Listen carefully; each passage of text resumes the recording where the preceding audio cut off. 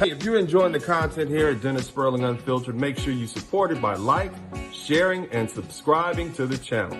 And also, hit that little notification bell in the corner so that you'll get notice of each and every one of our live feeds.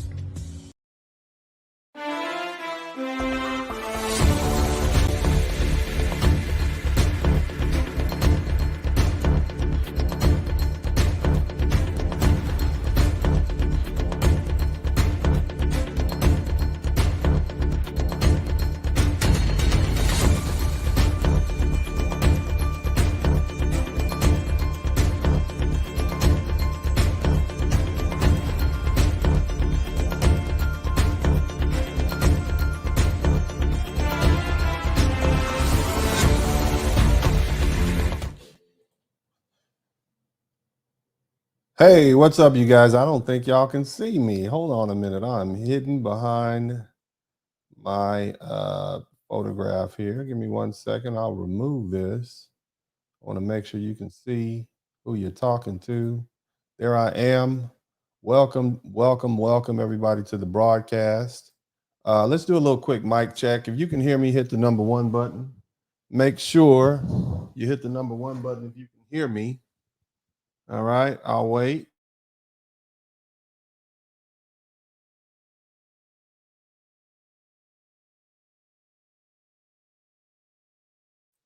All right, I think you guys can hear me then. Okay, great. Well, welcome back to the broadcast. I'm happy to be here. I'm happy that we had a great memorial service yesterday for the late great Kevin Samuels. And I'm going to reveal some secrets for you guys today, some things, nothing personal about the family or anything, but definitely some secrets. I think we're kind of getting back to my normal crowd here. What I typically like to do is give you all the benefit of my wisdom. I've been practicing law for going on 23 years now, and I'm a little OCD, so I got to bring this over a little bit. Excuse me. I got to line my head up with those pictures in the back. But sorry about that. So what was I saying? So those of you guys who know, how long have you been here? Are you new to the channel? Hit the number 1 button if you're new to the channel. Hit the W button if you've been here for a while. All right. So I can kind of gauge who's here and who's not, because I know we got a lot of people here. We got some hecklers. We got folks here who, just want to see what's going to happen next. And, so I want to make sure I understand who's in my audience. Hit the number 1 button if you just got here to the channel within, let's say, the past 2 weeks. Hit the W button if you've been here with me for the past couple of years. Let me know. All right. So what we got here? We got W's. All right. Okay. It's kind of like a mixed crowd. Okay. So shout out to my frat brother, Chaotic Truth. Shout out to the brothers of Alpha Phi Alpha. Big shout out to the brothers of Kappa Alpha Psi Fraternity Incorporated. I gotta compliment you guys on the way you handled Dr. Bryant, but we'll talk about that a little bit later. So what I try to teach on this page is masculinity. I'm a father. I'm a business owner. I'm a lawyer. I have several lawyers working for me. My primary area of practice was environmental law. And that was the thing that I left Tulane with. After I got a perfect score on the bar examination in Louisiana, took it the first time, perfect score on the bar examination. And, my thing was, I don't want to ever fail. And if I'm presented with the opportunity to win, I'm going to do it, you know? And so oftentimes winning comes from preparation. Winning comes from reading. Uh, General Wes Moore. Are you guys familiar with General Westmoreland? He was one of the greatest Vietnam uh, military men in history. And the thing about him, he read everything. And if you begin to read everything, then when the scenarios come about, shout out to my AKA sorority. Uh, well, you know, what's happening, Ski Wee? What's happening? How you doing? All right. Look, we ain't gonna make this a Greek thing. This is a black thing up in here, man. But anyway, here's the thing. So you can anticipate these situations, and you can come up with a way to deal with them. Those of you guys who don't understand that my knowledge comes from firsthand. I didn't get a government job working out of straight out of law school. In other words, I didn't go work for the government. I wasn't a district attorney. These are government jobs. Uh, Public defenders, these are government jobs. It doesn't require a whole lot of thinking. All you got to do is do what the guy in front of you is doing, and you'll get it done. The jury is already on your side. You're going to get a paycheck. When I left law school, it was eat what you kill. And so you had to actually be creative. And so I began really creative with my writing. Some of you guys know about my music career, and you know about my books. And the funny thing is, I was a rapper writing songs before I was a lawyer, which is why I'm able to come up with some of these very creative arguments, which has caused for me to make millions of dollars in over the past, 22 decades, going on 3 decades. This is creativity. Each one of the lawyers that works for me, what I tell them to do is I tell them to maintain whatever artistry you have. If you have something, if you like to sing, sing. If you're a painter, paint. If you are a martial artist, do martial arts, because you want to always keep that creativity. There are a lot of lawyers that know the law, but they're just not very good at lawyering. And that makes some of you guys who are lay people, you don't understand what I'm saying. They don't know how to take all the circumstances and apply them so that they can get the objective that they want. And that's unfortunate, but it's because a lot of people, they're really just not good lawyers. They're just they have the title of lawyer, they're esquire, but they're just not good at what they do. I'm extremely good at what I do. And you guys saw that play out last year in the court of public opinion. And you see the results. And if Jeff was here, Jeff would tell you that he and I talked pretty much every day. And I was telling him, this is what I'm going to do. This is what I'm going to do. I'm going to do this next. This is going to have this effect. For instance, specifically, as soon as that false narrative came out that Kevin Samuel's family was in need of money for a GoFundMe, I jumped right on top of that and I dispelled it. I even made you guys realize, I showed you a picture of the Fred, the guy from Uganda, or parents who are from Uganda who owns Media Takeout. And immediately, because of the way the guy looks, you said, I just don't believe anything he's saying, period. And the fact of that, he comes from foreign parents, and it wouldn't matter if he was from Ireland or whatever, he's a foreigner. And so that made you guys say, hold off. So I played upon your xenophobia. I played upon your superficialness by looking at this guy like, he's not the leading man. I don't want to believe him. And so it made you start rethinking whether or not you could trust this man's credibility. But the truth is that Media Takeout publication was false. And what ended up happening is a lot of people quoted it early on, but because we jumped right behind the narrative, it didn't stick.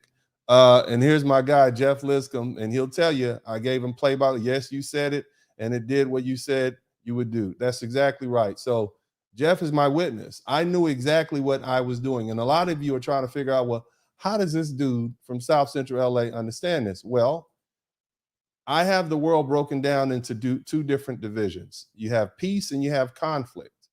And if you can't figure out how to get peace out of conflict, then your life will always be filled with conflict.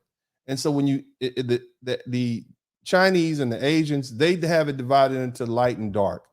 Christians divided into evil and good. I don't see it that way. I see it as conflict and peace, because that separates the morality from it. Either you have peace or you have conflict. And once you recognize that you want to snatch peace out of conflict, then you have an understanding. Now, of course, my motivation was Miss Beverly, and my objective was to protect Miss Beverly. My objective was, and you all heard Miss Beverly on the broadcast. Beautiful woman, intelligent. She's the type of woman you fall in love with as soon as you hear her. She reminds you of everybody's mom. She's everybody's grandmother. She's a sweet lady who's in a horrible situation. She's a worthy woman, is what I'm trying to tell you guys. This is a worthy woman, and what men will tell you is that we will fight wars for worthy women. Kevin Samuels called them fit, beautiful, and inspirational. To me, it's just a worthy woman. You see? And we men will fight and die and bleed for women who we deem are worthy. And that's what Miss Beverly was. And I get it.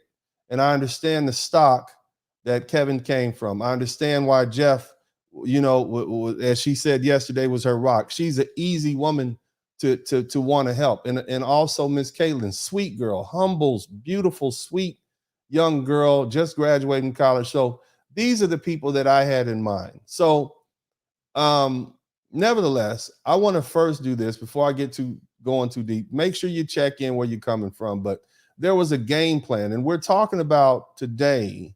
We're discussing when the lies fall apart, and this is going to continue under my power and influence. Actually, Kevin told me to do this. He said you should start talking about this. You're the security guy, and this was his thing. He wanted from me. He said you're good at this. You excel at this. You're the one that has the contacts. You make the phone calls behind the scenes. You make things happen. You put things together. This is me. This is what I thrive in. I try to teach my children. I try to teach my sons. I think my fiance, she understands me more than even my own sons, because she gets to see me not just as my boys do, but also because she's now working in my law office, she sees how I operate. And so, I'm licensed in multiple states, perfect score on a bar examination. I've litigated literally thousands of cases. Right now, I have 4 class actions pending. CPAP, I'm on the I was on the temporary board for the CPAP cases before the executive board was created. I'm also on the science commission in that. I went to Texas Southern. I was working on 2 PhDs and a master's degree at the same time. So this is not something that this is baby food for me. But what I'm telling you all is that there's a game plan. And if you understand the game plan, you'll be able to recognize this is not something you can go to school for. But let's go ahead. I want to talk to you guys about the whole scenario. Now, first of all, the first thing we have to understand is this, and I want to pull these articles up. And if you saw the meme at the front, you'll see that Jamal Bryant apologized. And so I want to thank Dr. Jamal, Reverend Bryant, for being man enough to admit when he was wrong, and thereafter recanting those spurious and delusional statements made on Mother's Day at his mega church from the pulpit, y'all know them, what a reverend said, the pulpit. Right. And in this regard, basically, he recanted the fact that he lied. Well, he made that false statement that Kevin was in need, his family was in need of it. This high value man needs, I'm summarizing, this high value man needs money to get buried. That's ridiculous. And it was ridiculous from the onset. Right. But the thing is, I also wanted to thank you all, because it wouldn't be possible without you all, because I said it, but you took the message and you brought it to Dr. Jamal Bryant's front step. Okay. He couldn't ignore it. You guys put pressure on him. Okay. The other group I want to thank, and I want a big shout out to the brothers of Kappa Alpha Psi, the members of the men of Kappa Alpha Psi Fraternity Incorporated. And I know you guys called nationals on Dr. Reverend Jamal Bryant. In case you guys didn't know, our good brother Kevin Samuels was a member. He loved Kappa Alpha Psi. That was his frat. And so I'm sure they had to have a quick conference, okay, uh, at the Nationals and talk about Brother Brian's behavior. And they gave him a phone call. So shout out to you guys for that. And I appreciate that, because sometimes you need your brothers to reel you back in. But falsely spreading that lie that Kevin Samuel's mother and his family started a GoFundMe account to bury him, I mean, that was a ridiculous statement from the onset, at its inception, right? And only a fool would believe it, right? Because you've seen the amount of money that Kevin Samuels pulls in on a nightly basis, right? Now, this fool that believed it, right? And these fools that believed it, whatever, I don't know what to say, but it was formulated at Media Takeout, a New York-based tabloid website owned by that guy named Fred, whose parents are from Uganda, right? Meaning that he is a black man, and he should know better. He should know better than to talk about other black people, especially black men in this country, in such a reckless manner, right? This is not some Italian guy that owns Media Takeout. This is not some English guy or Irish guy. This is a black man from Africa, or whose parents are from Africa. And if you look at Fred, he's black, okay? He's not passing black, not light-skinned black, not blue-eyed, blonde-haired, green-hot, hazel. He's black, and he knows how black men are treated in this country, so he should know better, right? Matter of fact, his parents probably left their country for better treatment to come over here, so why would you then come over to the United States and treat other people badly by using your education and these? Bottom line is, those negative stereotypes we already have to overcome. The last thing we need is for these horrible things to be printed in some paper or some online paper, these inflammatory statements, which exacerbate the problem and the negativity directed toward black men. So shame on you, Fred, right? Shame on you. But now, as far as another periodical or online tabloid, TMZ, they recanted their false allegations. How about that? TMZ recanted their false allegations about Kevin Samuels. They said Kevin Samuels' family says an imposter was behind the GoFundMe created to raise money for the funeral expenses. And even though they were offered cash, they wouldn't accept the money. That's what you heard from us. They asked me to be the spokesperson. I told you guys that. And so guess what happened? TMZ said, oh, we got to back off of this, right? And that in itself was a ridiculous statement. Remember, Miss Beverly's son, our Kevin Samuels, died one of the richest men in America. Hear that out. Kevin Samuels died one of the richest men, not just richest black men in America, but richest men in America. Right? You don't have to be a billionaire to be one of the richest men in America. He richer than y'all. The average black man makes, average black or white man makes anywhere from $42,000 to $50,000 a year. You're not sitting up on $7, $8, $9 million like Kevin was. And so offering her a couple of $100 at a funeral expense, that's not going to do it. Now, the thing is, I got to know Miss Beverly over last couple of weeks, and she's a very proud woman, a strong woman from Oklahoma, the same place that our relatives, our ancestors, her relatives, her ancestors built Black Wall Street. This is the stock of people that this woman comes from. Now, of course, you guys, if you know the history, was subsequently burnt down by a riotous white mob jealous of their success. But more importantly, these are the type of people, the same people that built Black Wall Street that Kevin Samuels came from. And you wonder why he was so proud of himself and his appearance and so confident, because he knew what our people had done in the past, and he knew what they could accomplish in the future. And that's why so many of these so-called thought leaders, the Boyce Watkins and the Dr. Umar Johnsons, these insecure narcissist thought leaders were so jealous of him. Even some of the actors, right? D.L. Hughley and all these folks, they pretend to be what he was born and raised to be. That pride in his family and his people and his love, that's who he was. Now, here's the thing. I had a game plan, and Jeff talked to you guys about this.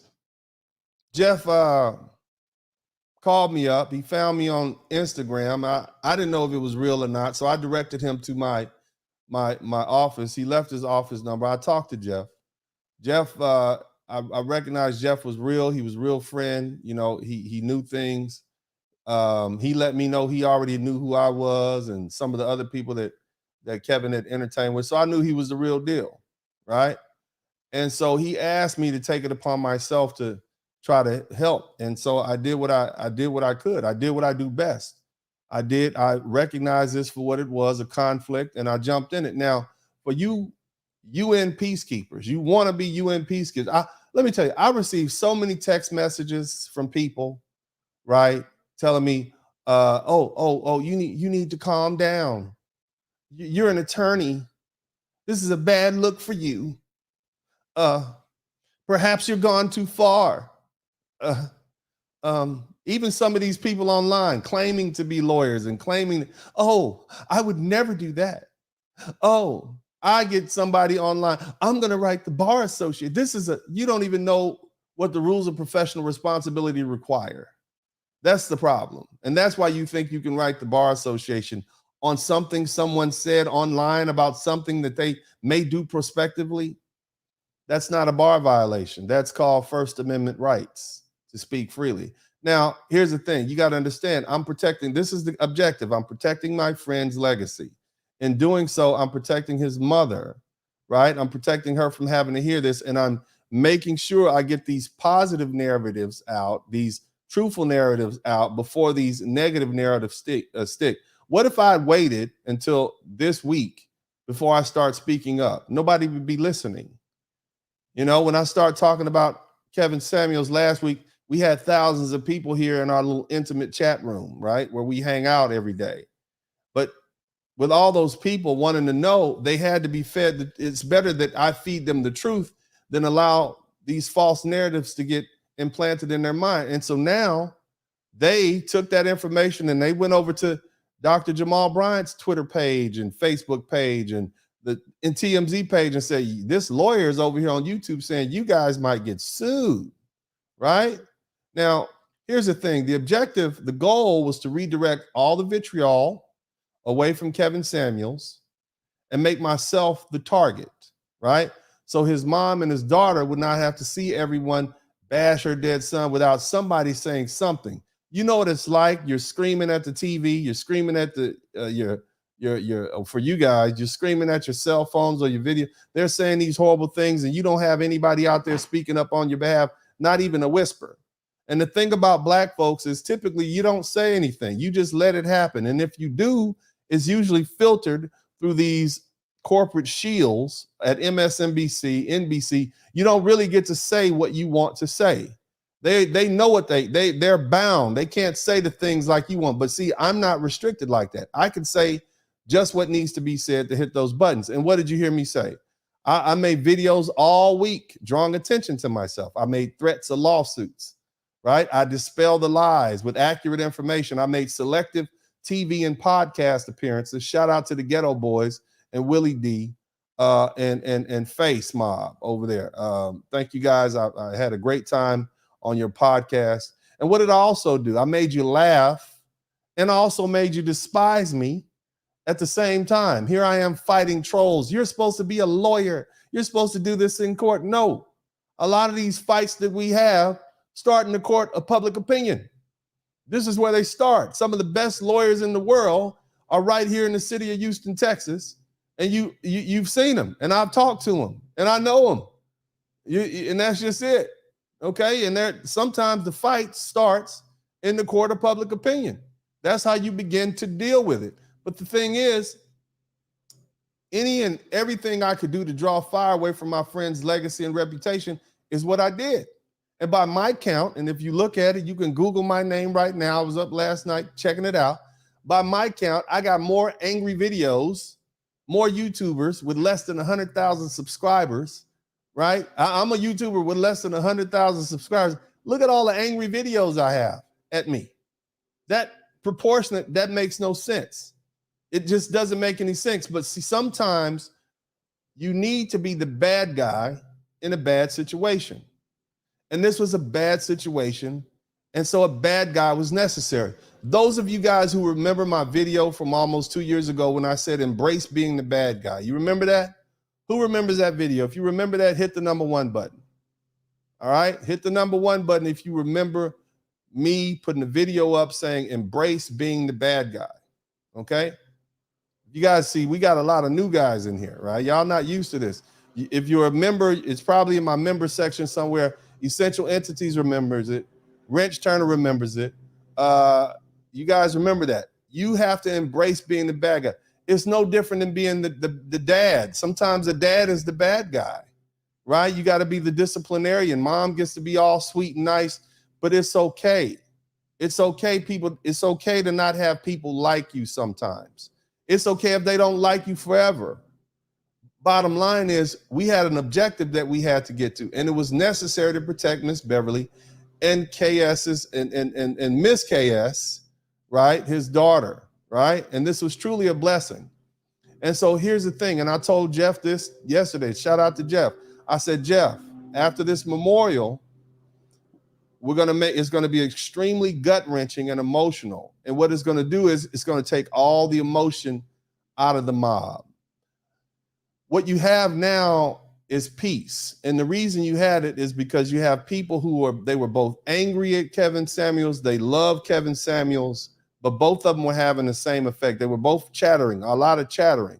Some people, now that Kevin Samuels were gone, they didn't have anybody to throw their vitriol and anger towards.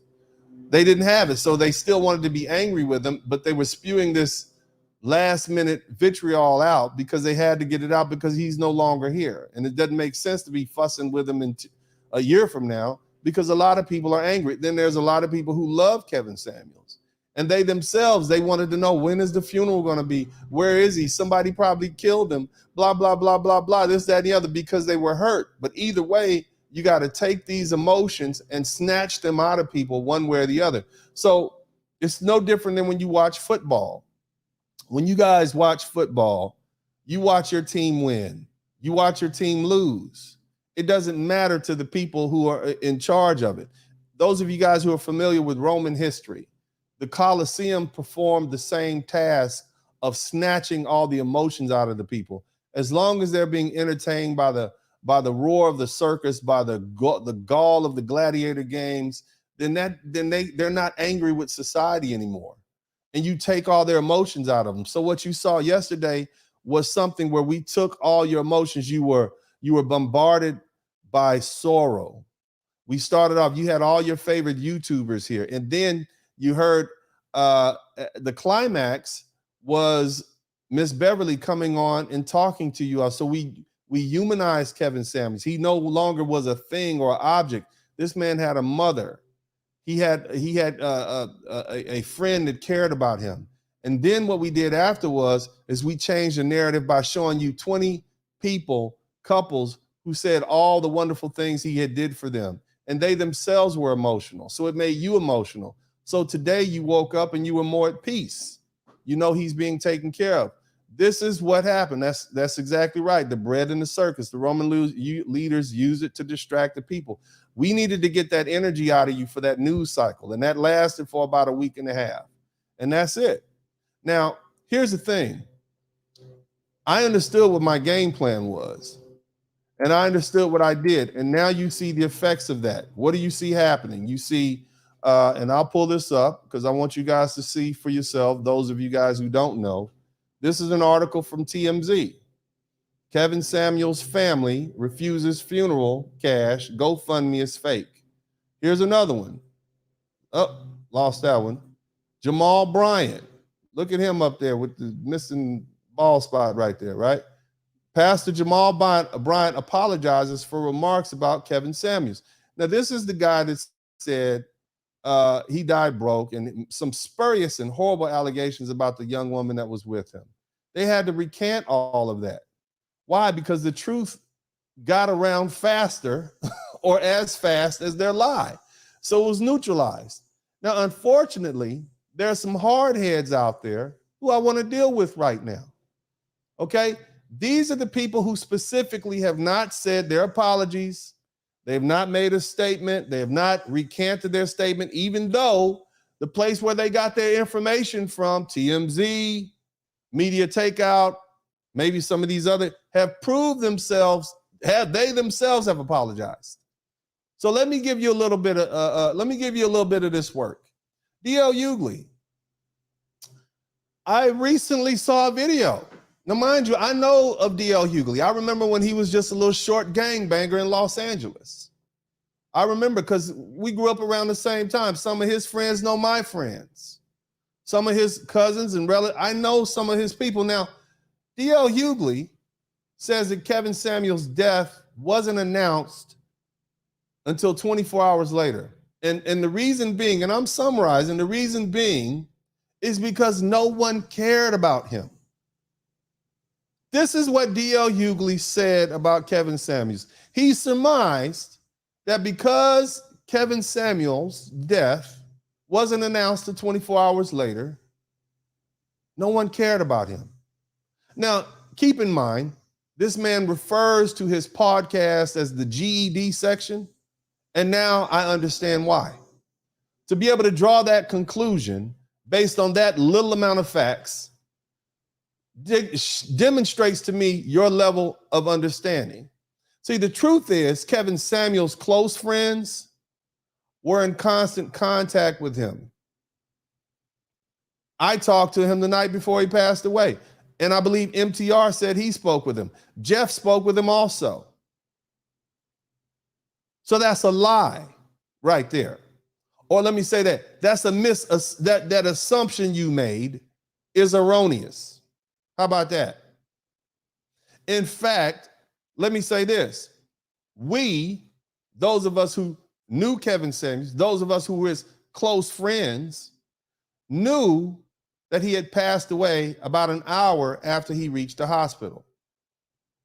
But because we are dignified and responsible people who are educated and have more than GEDs, Mr. Hughley, and on top of that, because we are compassionate and we actually care about Kevin Samuels and his family, we wanted to confirm his death and then tell his mother after having a confirmation. And we also wanted some other questions answered because we knew that Miss Beverly would want to know that. And if it was a false alarm, then that would be a horrible thing to do to this woman, a woman who didn't even know that her son was famous.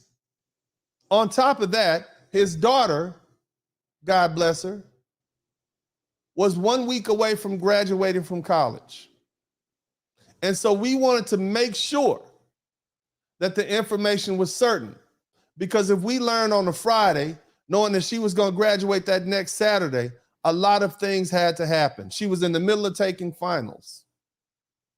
Kevin was planning to go see his daughter graduate from college. You wanted us to just jump out there an hour after it happened and just say, yeah, Miss Beverly, he's passed away. No, we were careful. Unfortunately for us, people on the internet like yourself, Mr. Hughley, the gossip blogs, got hold of the information because of leaks with EMS and the police and spewed it all over the internet for Miss Beverly to see. And this is why she found out from the internet that her one and only son had died of a heart attack. See, Mr. Hughley, you basing your assumptions on your world. That's your limitation. You can't apply your limitations on other people's limitations, on other people's lives. It's not that Kevin Samuels didn't have friends. In fact, he had a lot of friends, a lot more friends than you. And he had a lot of loving family members. And in fact, the woman he was with, he had known her for some time. And in fact, he had screened her thoroughly. He literally had questionnaires for her to fill out. And after she was finally invited to his home, that's when that was it. After he screened her.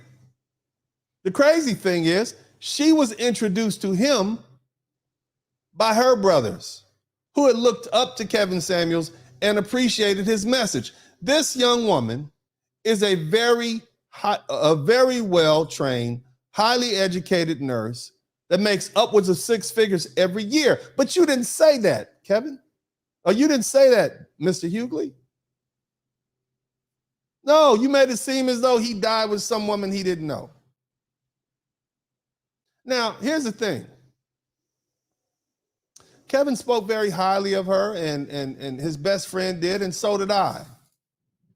Right? And we were truly happy that he finally found somebody that he trusted enough to entertain in a serious relationship. And I was hoping they would get married. I was hoping it would be something serious. Kevin needed it. After being isolated because of his success, who can you trust? That's not really something you would know about. Mr. Ex-gangbanger who dropped out of high school and got a GED and got lucky at getting a job at the LA Times. You're a Pookie Ray Ray type that made good. And you will never be on the level of Kevin Samuels, a highly educated man who helped transform the mindset of the world as far as relationships. Millions of people around the world know him, whereas you are a lowly, unimportant D or E-list actor who nobody thinks is funny. Please save your commentary for the low-life thugs and criminals that you used to associate with as a young man. Thank you, Mr. D.L. Hughley, for absolutely nothing but hurting Miss Beverly even more. When she saw that ridiculous video that you put up yesterday, she literally cried again. Thank you for being a jerk. Thank you again. Now, another person that I'd like to address, Dr. Boyce Watkins. And I know I talked about you last week, but I want to talk about you again because you too have not apologized. You too have not retracted your statement, even though the truth is out there. You continue insisting on the narrative that Kevin Samuels, my friend, died alone. Kevin Samuels died alone. See, you want this to be like a Greek tragedy. You want this to be an irony. That's what you want. He was telling Black women that they were going to die alone, and he died alone. That's false. How do I know? Because there's a 911 tape with a woman screaming frantically, administering CPR to him, saying that he didn't die alone. She was there. She was trying to save his life. A beautiful woman who acted with class and dignity this entire time. Her character has been attacked by people like yourself and on the internet. And she hadn't responded to these horrible accusations by those people. But you continue to insist that this man died alone. Why? Because it fits your narrative. Because you're a panderer. Because you are pandering to these lovely ladies because it suits you. Because it brings money to you. I get why you're doing it. I understand why you're doing that. But let me give you some more facts about this young lady whose name I've never mentioned for reasons. Let me remind you that she's a private person. She is not a public figure, and therefore there's a higher degree of protections associated with her character and reputation than, say, Kevin Samuels, who is now not here to defend himself. Nevertheless, despite the truth being out there for everyone to see, you insist on this narrative that he died alone. And what this does to me, it causes me to bring into question your character and motives, which I've mentioned. You're a panderer. Irrespective of the evidence, the 911 tape that shows he didn't die alone, you continue to insist on this narrative. What does that tell me? It tells me that you're untrustworthy. It tells me that you, like so many of the other panderers who are here in the Black community, are dangerous for the Black community because you are willing to mislead them for your own financial gain. See, the minute Dr. Watkins stopped telling Black women what they want to hear, then they attack him and they go somewhere else and they retract their dollars.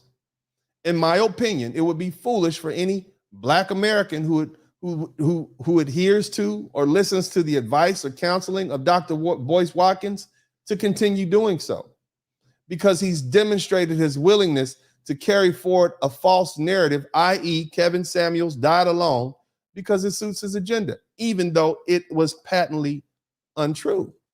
You don't believe me? Listen to the 911 tape. Now, I'm going to take a break, and I want you guys to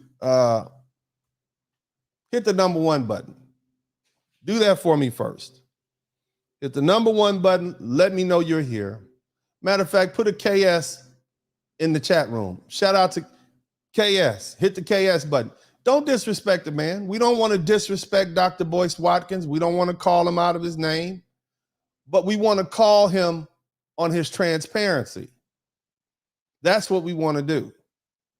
Those of you guys who are listening to him, remember what this man did. Remember that. I respect him for his accomplishments, but I don't respect him because I question his integrity. And this coming from someone who for many years would listen to Dr. Boyce Watkins and try to give him the benefit of the doubt. But I've come to the conclusion that I cannot. Now, I want to talk about Mr. Livingston Allen. You guys know who Livingston Allen is? If you know who Livingston Allen is, hit the number 1 button. Who is Livingston Allen? Huh? You also call him DJ Akademiks. Now, Mr. DJ Akademiks, you stated on your broadcast that you spoke with a young woman who was with Kevin Samuels at the time of his death. That's funny, right? You got Dr. Boyce Watkins saying he, in effect, died alone because he was with a woman he didn't know, which is not true. He did know her. He knew everything about her, her brothers, her sisters, social security number, birth date, how many jobs she had, how much money she made, everything that he said we should know before we start dating a woman. He was following his own advice. So he did know her. Now, nevertheless, Mr. Livingston Allen stated on his broadcast that he spoke to this young woman that was with Kevin Samuels at his time of death. He also stated that the same young woman that we can be heard on the 911 tape, he also stated on his podcast for the public record that he inquired as to whether or not she would appear on his broadcast. Y'all remember that? You guys remember that? You then, and I'm talking directly to Mr. Livingston Allen, also known as DJ Akademiks, you then indicated that she referenced that she needed to speak to her lawyers first. But that she indicated that she would, I guess, appear on your show for $5,000 to speak with you on an interview. This is what you said. This is what you said on your podcast for all to see and hear. Now, with all candor and respect, I do not believe you. In fact, I think that you, sir, Mr. Allen, are misleading the public. Matter of fact, I'm pretty certain that you will not be able to come up with clear and convincing proof to demonstrate that you actually spoke with the young woman who was with Kevin Samuels at the time of the death. I know O'Shea Duke Jackson hit this, but let me hit it my way. You can listen to O'Shea Duke Jackson, and he said the same thing. He actually spoke to the young woman.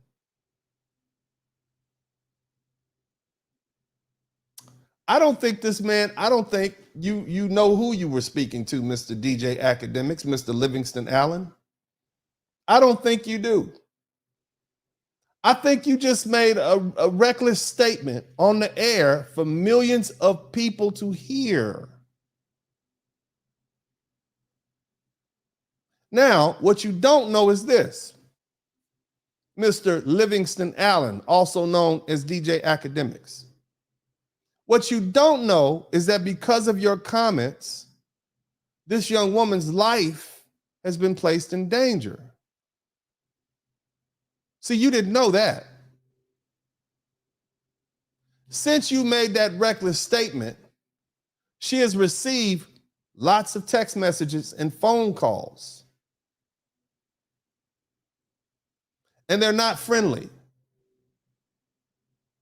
Because your statement that she demanded or asked for $5,000 to speak with you on your podcast probably causes the public to assume that she is merely some opportunistic, money-hungry woman. Mind you, this woman makes 200. This woman makes over 6 figures every year. So she's not hungry for your money. On top of that, there have been other news organizations, I'm sure, that have offered her far more than your little Peasley $5,000. But see, what you've done with your broadcast, based on what I see, is you vilified this young woman, who was in fact a hero. Because she was the person who was there with Mr. Kevin Samuels and tried to save her life. She was the last person to be with him while he was here on this earth before he left. This is the same person who his mother, Kevin Samuels' mother, Miss Beverly, actually wished her blessings on and thanked her. This happened behind closed doors. She thanked her for what she tried to do. But now, because of you, this young woman's life cannot go back to normal. See, everywhere she goes, she will be in fear for her life because of that reckless statement that you, Mr. DJ Akademiks, Mr. Livingston Allen, made.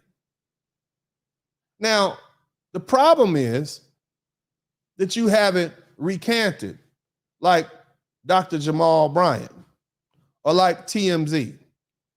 That's the problem. Same thing with Dr. Boyce Watkins and Dr. D.L. Hughley. You haven't recanted your statements. This is the problem. Now, see, I know well enough to know that Mr. Allen, because I read his online profile, you're a recent immigrant to the United States. You're not born here. You're from Jamaica, Spanish Town, if I can recall. You may not be fully aware of how the legal system works here in the United States. Now, I don't know if you're familiar with terms like online bullying or terrorist threats. You may not be familiar with that. You're a young man. You're only 30 years old. You should have been listening to Kevin Samuels. He could have taught you something. But if you're not familiar with those terms, be absolutely sure that the state of New Jersey, where you live, has some very harsh penalties associated with that. And I'm not merely talking about defamation and public and right of publicity. Oh, no, that falls under the civil side of the legal system. See, those previously mentioned refer to criminal statutes. So, Mr. Livingston, AKA DJ Akademiks, your large online following, that means you're a public figure, and you've directed the public, that part of the public that listens to you, you've enraged them. And they're directing that rage towards this private person who is innocent and who's committed no wrongdoing. And those of us who are in the legal system, who are in law enforcement, we don't take kindly to that. See, what that demonstrates to me, Mr. DJ Akademiks, Mr. Livingston Allen, is that you're irresponsible with the gift that you've been given.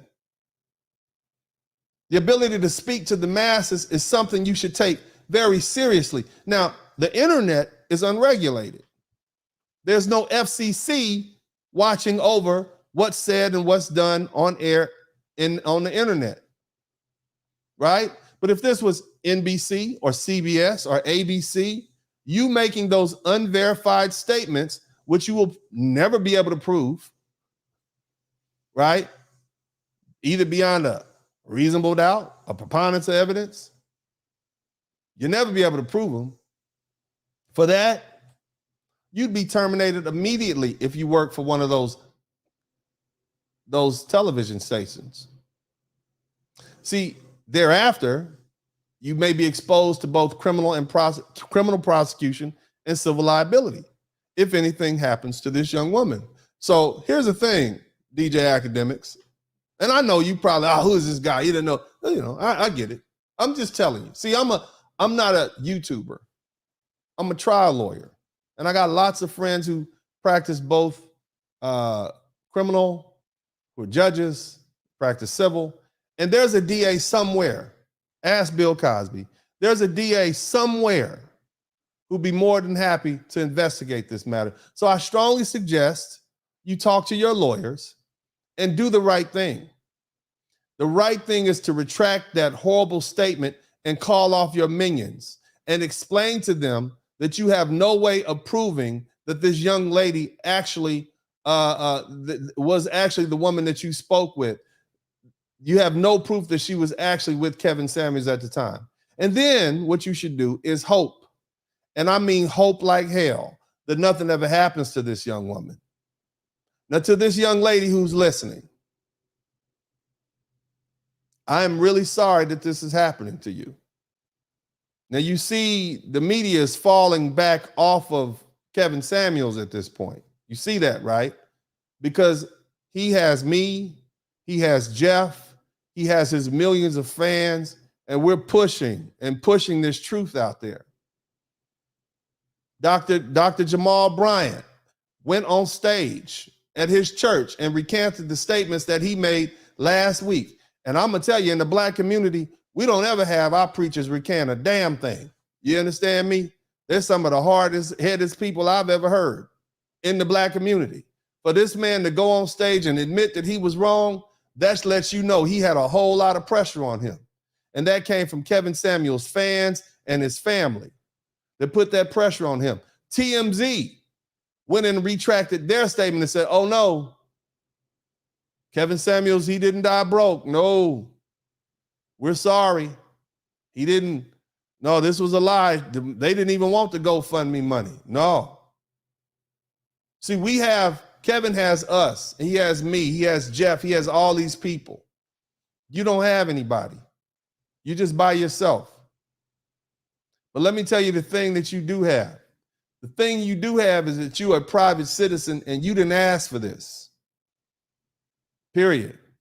So let me give you some friendly advice. I suggest, if you're listening and you feel as though your life is being threatened by these online weirdos that have been riled up by these online personalities, that you contact your local police department in your area and you make a report. And what will happen is they'll start an investigation and then they'll send that report to wherever the culprits may be. I suggest you do that. And if you feel the need to, you can always call the state police officers of cities, of the states of New York and New Jersey, and ask them to do a full investigation. And anybody who you feel has sicked the public on you, as though you were some rabbit running from a bunch of dogs, I suggest you go ahead and let them know who that person was. The information is available online. You should not allow your rights to be trounced upon and your life to be destroyed by some rude boy disc jockey who made a reckless statement based on information he did not properly substantiate or verify. That's my advice to you. And that's not lawyerly advice. That's just friendly advice. Now, I got one more thing I want to talk to you all about, and this is going to be fun. This is in-house. So hit the number 1 button. Let me know you're still here. I want to hear what you guys have to say. We've done a lot of work. It lets you know how powerful our collective voices are. I think Kevin Samuels understood that. I know better now than I knew 2 or 3 weeks ago how powerful my voice is, even with only a couple of thousand followers. I know that I can help change the tide and save my friend's legacy. I know that. I know I can put the truth out there, so I'm very careful. And in doing so, recognizing that, I want to talk to these YouTube struggle streamers.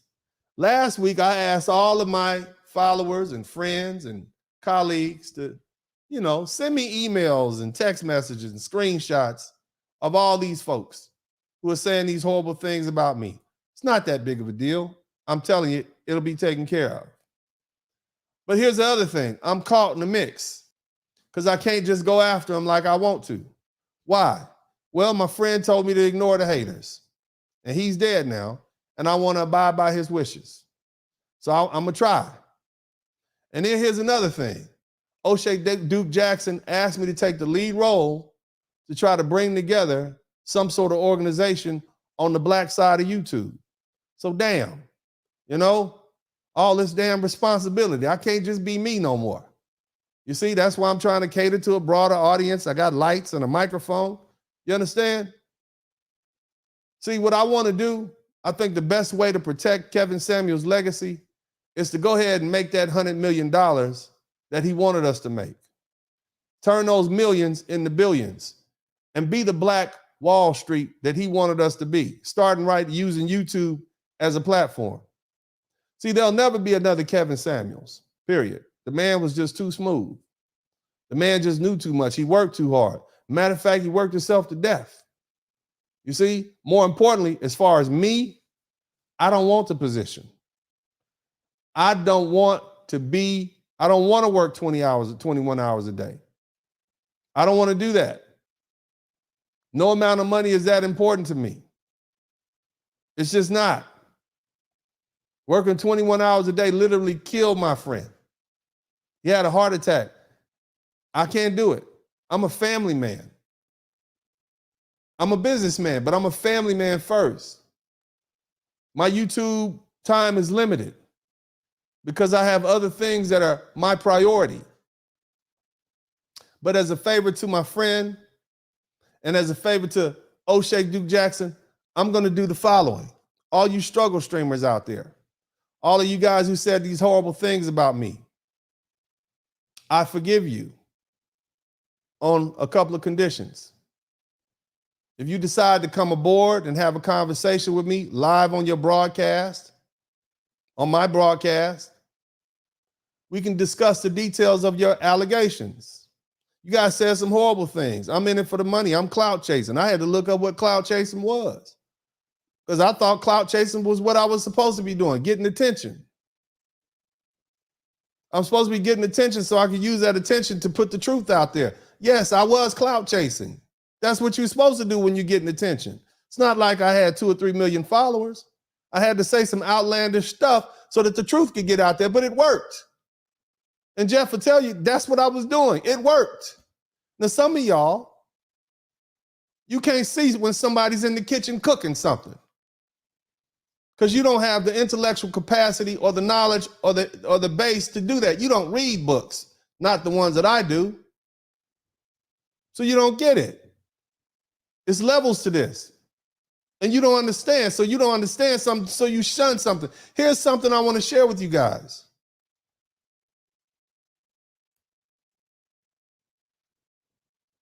I like brave people. And this is going to sound crazy. I like those people who were brave enough to say what they had to say, and they were willing to expose their identity. I don't want to fight with them. I like them. Those are good candidates. Those of you guys who read Sun Tzu, what does it say about your enemies? Who makes a better ally? An enemy who becomes your ally or an ally who becomes your enemy? That's the question. Sun Tzu, Art of War, basic stuff. Things you should have read by the time you were 12 or 13, like me. My enemies who become my allies, they make better allies. A friend who becomes an enemy can never be a friend again. Sun Tzu, read it. Famous general. But the thing is, I see that you're brave. You were willing to show your identity. But you really have to show me you're brave by undertaking the task of coming on to my broadcast. See, it's the same task that Kevin Samuels underwent in exposing himself to the world. You want that spot? You want numbers? You want subscribers? People don't like cowards. The reason Kevin Samuels had so many followers because they recognize his courage. He's willing to tell black women and women in general, actually, shout out to all the KS fans. I don't want to get too blackety black up in here for you. I don't want to run y'all off. But he was willing to tell all women, especially black women, the truth about themselves. And that took courage. He did more than your Boyce Watkins, than your Pastor Jamal Bryant's, than your D.L. Hughley's, all these comedians, all these actors. He actually was a brave man and was willing to speak the truth. And he showed his face. He didn't hide his hand. You understand?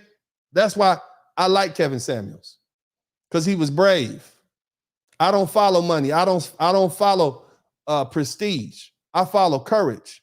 And every real man will tell you, we'll follow a courageous man in the battle, and we'll die and bleed. We'll die next to him because he's courageous.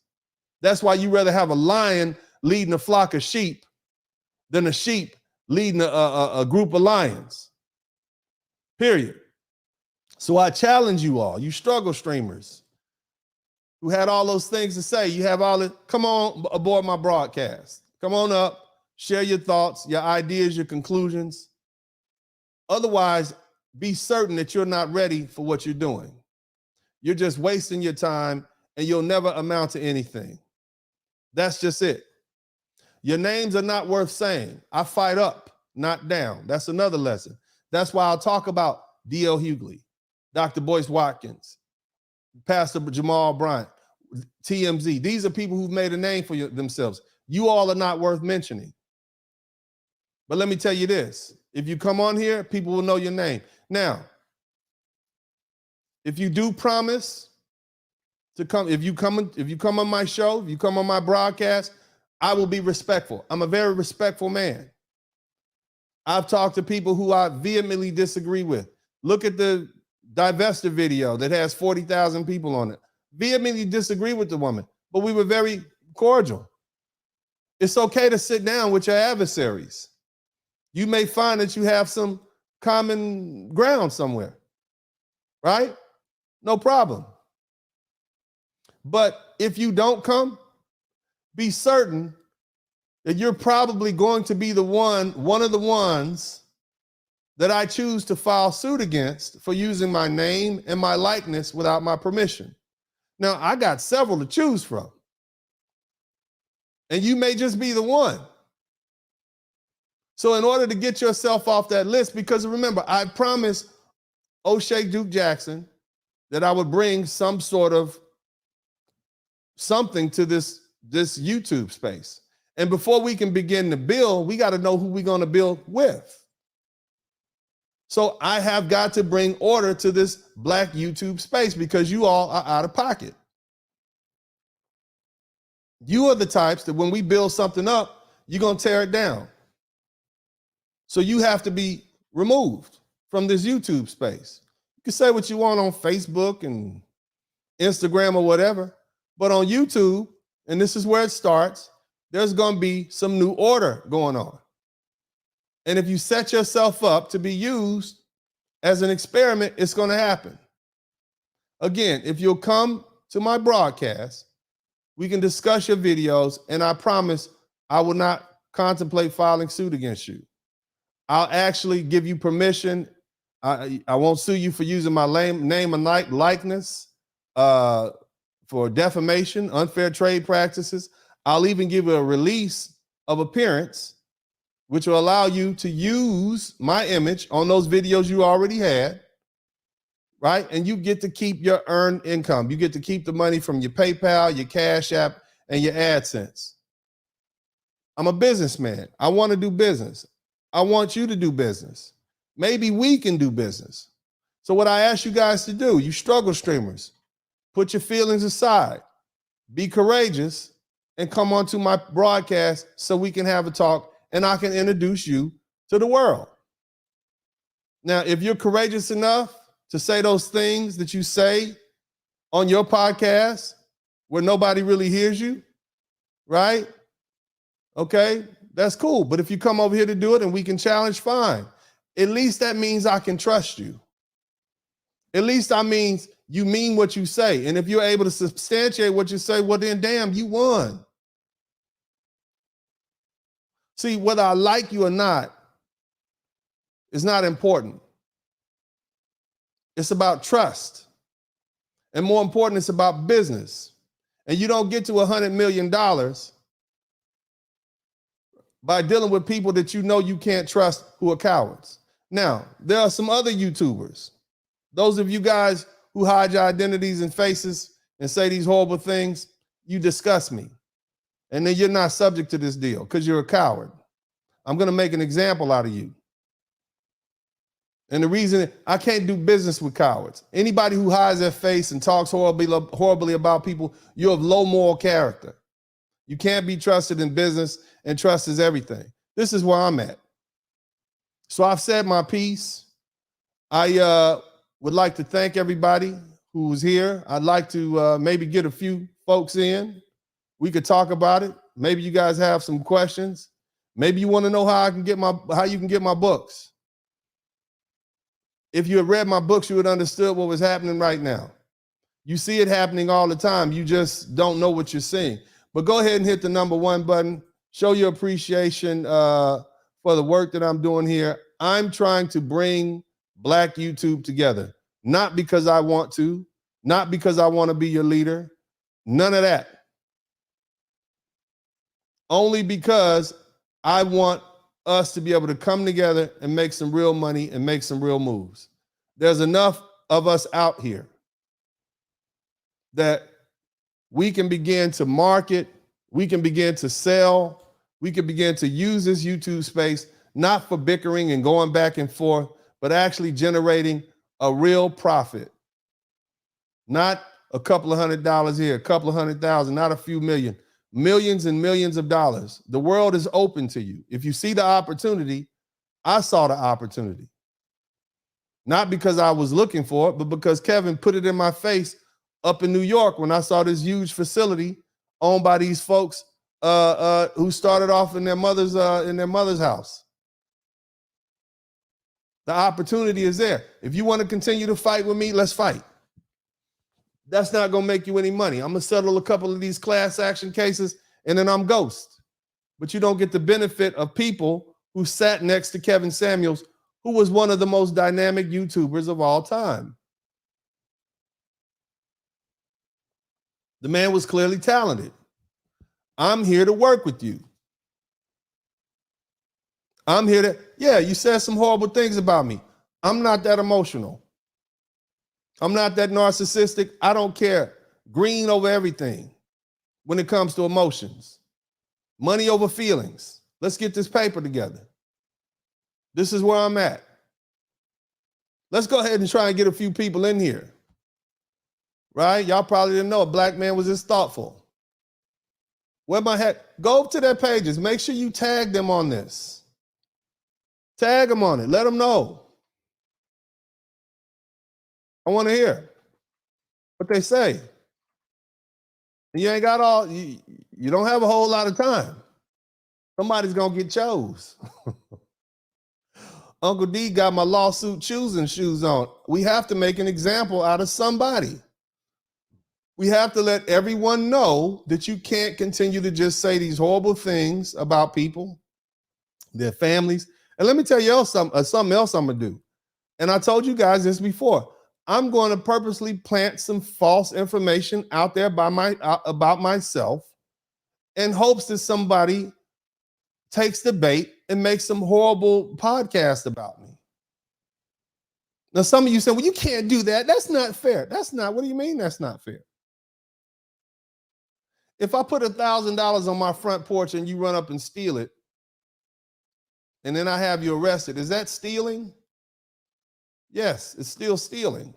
And it was mine. And you stole money that was over $1,000.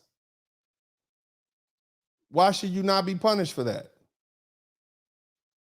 I'm not a cop. That's nothing wrong with that. Not like I set you up. Like sometimes a cop will come offer you some drugs and you buy it. That's entrapment. That's not what I'm doing. This is a civil matter. If I leave the keys in my car and the car running and you run in there and steal it, is that not theft of automobile? Yes, it is. So if I put some foolish information out there that's so spurious, oh my God, I can't wait to do a podcast, and you do a podcast about it, and then you end up getting sued for defamation, and I get a big judgment against you, and I take your house and your future earnings and stuff. That's nothing wrong with that. You were stupid. People do that to publications all the time. They do that to their competitors all the time. It was something that was pretty common in the early days of the newspaper, and that's why they got legal teams, and they began to vet their information better. I'm going to do that to you all because you need to come up with a way to better vet your information. Not especially if you're going to be talking about other folks on YouTube, especially Black folks, because we're a very small community. Somebody is going to get that work. Period. Now let's get some people in here. Where my haters at? Where they at? Y'all go put this on their page, man. I want to see where they at, man. Don't you think? Okay, but see, here's the alternative. Once we clean out the riffraff and the people who are willing to say anything and everything, then we can start getting some sponsors. Some of you guys who didn't like suits, we can put you in some suits. And you can start making your little AdSense money plus about an extra $30,000 or $40,000 a month. Because you already have charisma. You got the game, you know how to talk, you're willing to get out there, you put your face out there, people can see you. Let me help you get rich. I want to see my people paid, not because of me, because that's what Kevin Samuel saw. He had hope for you all. But we got to get these detractors out of the way. We got to get these people, these sensationalists, these people who just want to do what? Make noise, do reaction videos about other YouTubers. Now, they're not talking about this horrible fiend who shot all these people up, right? This racist guy who shot all these Black people up in this Black neighborhood. Oh, no, they want to talk about Kevin Samuels. Think about that. See? These people who are amongst us are like cancers, and they have to be carved out. And these struggle streamers, I get it. You want to get your numbers up, but you're doing it the wrong way. Those of you guys who've been in my channel, I'm a content creator. I very rarely ever do a reaction video because that's the cheap way of getting it done. We talk about military stuff. We talk about all sorts of stuff around here. We do. That's being a content creator.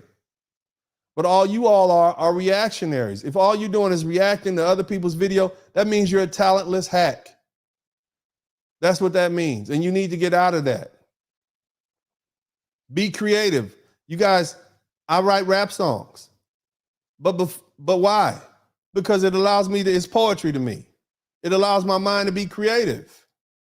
I'm creative. Creativity. All your great minds were creative. Creativity. Nothing wrong with that. Those books and that book smarts, that doesn't make you creative. That doesn't even make you intelligent. It makes you able to read and regurgitate information. Anybody who wants to come into this page is going to have to show your face. I need to see you. I need to see your faces. Where the ladies at? Tell them, talk to me. Where y'all at?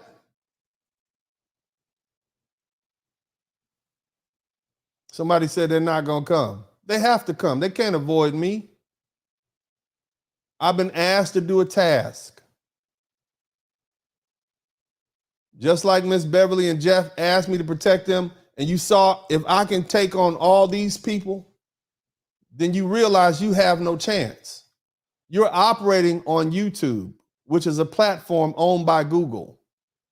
When you become a liability and they get the whiff that they might get sued because of you, or they get the whiff that you're saying things on their platform that could cause some private citizen to be harmed, they're going to get rid of you because you're a liability. That's what I'm telling you. And you might get sued, and you may get criminally prosecuted because you're going too far, family. And this is not the image that we want to put out there. And some of you, oh, that's him. I can't believe that. No, believe it. This is where we're going. Again, the Black YouTube space is extremely small. And what we're not going to do is we're not going to allow you to fill this space with trash and garbage like the music companies did back in the 80s and 90s. Not while I'm here. I want to bring in one of my buddies from way back, man. Rico Rivers. What's happening, brother? Hey, Dennis, what's going on, man? Can you hear me? Doing my same old thing, man. How you doing today, Rico? Just chilling, man. Between clients, I got a couple of minutes, but looks like the what do you think about the plan I put together to fight back that negative narrative that was going out there against Kevin Samuels? I think it's a good plan. I think it's time for people to band together. Now, I'll say the other people, because whenever someone like a Kevin Samuels or someone that who really been an asset to our community, whenever they something happens to them, that machine goes right to work to dirty up their legacy. Right. And usually there hasn't been a concerted effort to really fight back. And I like what has been happening. I like what you've been doing on your page and other people's pages. You see how easy it was for me to get that done, though? Yeah, you have to have a voice. You see, if as long as you fight it early and you keep hitting it and you don't back down. See, the thing is, let me tell you guys something about me and Rico. Rico and I go way back to Grambling State University. Yeah. All right. I was about 18, 19 years old.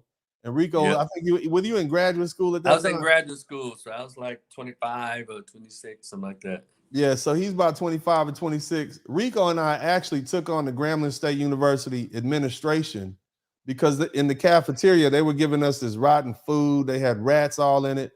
And, even back then, I was like, whatever, I'm a rider. You know what I'm saying? And so we walked to the cafeteria. I brought my camera with me. That's when we had big cameras. I brought my camera. I filmed all these flies and rats and stuff like that.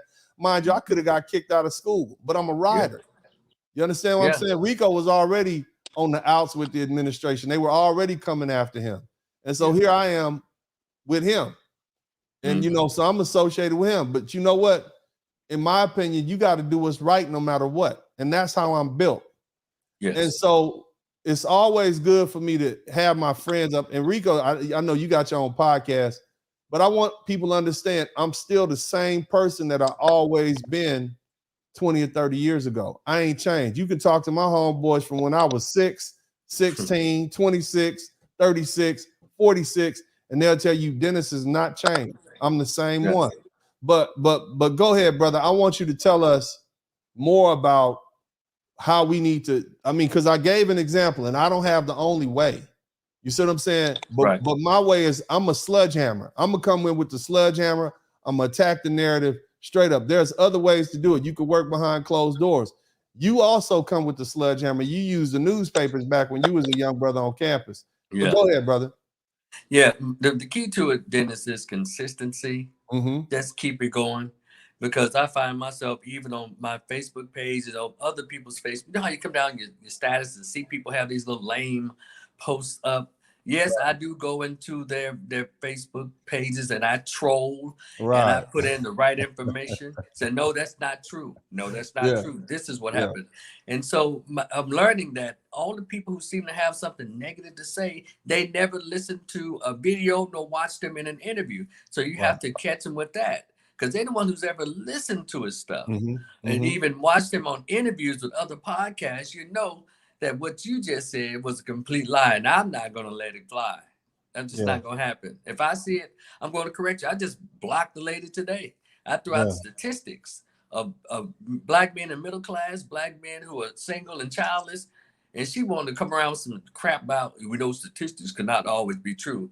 I said, there you go, sign language, man. Yeah, I'm still pushing. Give me, and I know you've probably dealt with this, but tell me your thoughts on these wannabe UN peacekeepers that will come up and tell you to stop fighting back after somebody's attacking you. What do you think about the character of those people? You're in the middle of a fight, you start hitting back, and then they start telling you, oh no, don't fight back like that. What are your thoughts on that?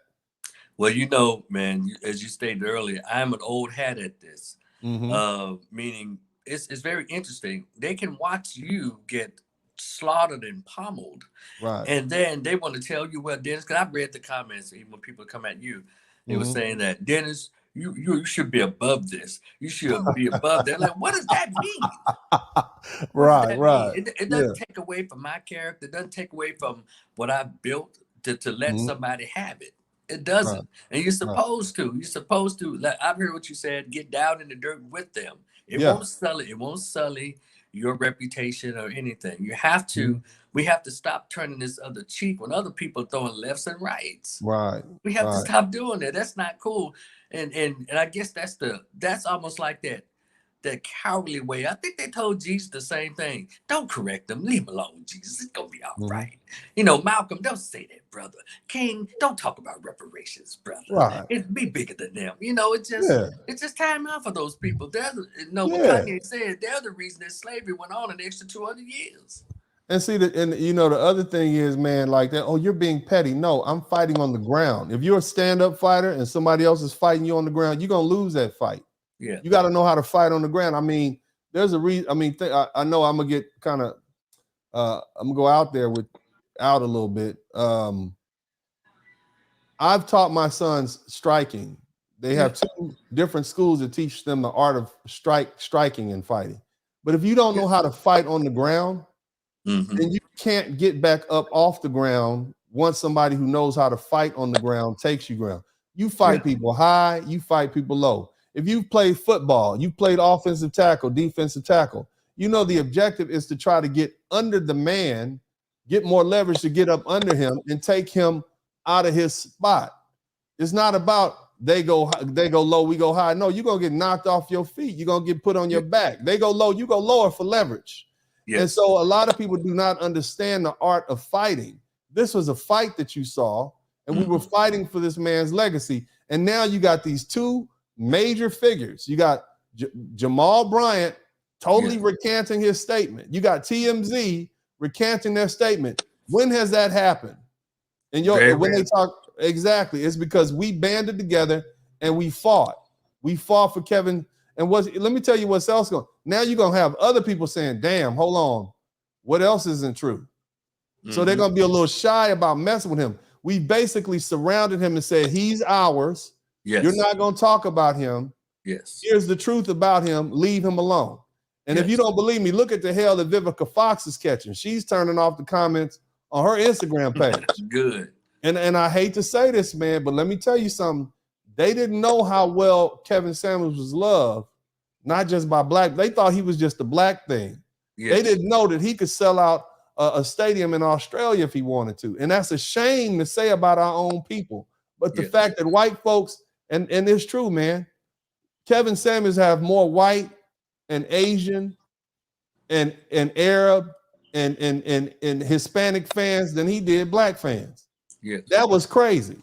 When I found that out. But go ahead, brother. Well, I'm just saying, the truth, it transcends everything. Attitudes, races, genders, color, everything. Yes, sir. When it's the truth. And it is unfortunate that they think because it was a black male, nobody cares. Let's get to the broader picture here. Right. Nobody thinks that people actually care about black boys and black men. Yep. And here's a man, they couldn't find any flaws on him, so they couldn't pick him apart. So, that's why this reaction is so weird. They don't know, they don't understand. Damn, they're standing up to protect a black male. The stereotypes we put out about them. We put the statistics out there, but they're defying all of this madness that we put out about them, all these stereotypes, these lies that we put out about them, and they're coming together. I mean, brothers who've never even spoken to each other have come together for this. Sisters who probably didn't even speak to each other, didn't know each other, coming together for this. And this is, Dennis, this right here, what Kevin has done is he's gone against the agenda. The agenda is to always keep black men and black women divided. And the thing is, man, and if you really look at it, the agenda is to keep all men and women divided. Yeah, in a bigger sense. Together, empower the women so then they can be in control of the relationships. Because if they're in control of the relationships, then they're in control of the money. If they're in control of the money, then they'll spend the money and the economy will continue to grow. This is the thing that I learned from Kevin Samuels. Like, I'm gonna tell you now, man, I'm going to have to expand. I'm gonna keep it blackety black, okay, but I'm gonna have to expand my broadcast so that it becomes more of a human being thing and not just a black human being thing, because all people are dealing with this same foolishness. We have an issue, right? Our governments are taking advantage of us. Our movies, our Hollywood, our entertainment industries are taking advantage of us. Mm-hmm. You see what I'm saying? They're lying to us for their own. Our preachers, our pastors, everybody's bought off, man. All these panderers. They've learned that if they just tell you what you want to hear, you'll pay them and they can go on with their life and they can have your money. That, if you guys know that to be the truth, hit the number 1 button. If y'all know that's the truth right there, hit the number. Like this young lady, Perfecto Gray says, this is the age of Aquarius where truth resides. That's a good point. You're not the first person I heard that, and I'm not really a spooky person. You know, I don't really do all the spookiness. And I'm but an I've Aquarius, heard that before. Dennis. Yeah, go ahead, brother. What else? And I'm an Aquarius.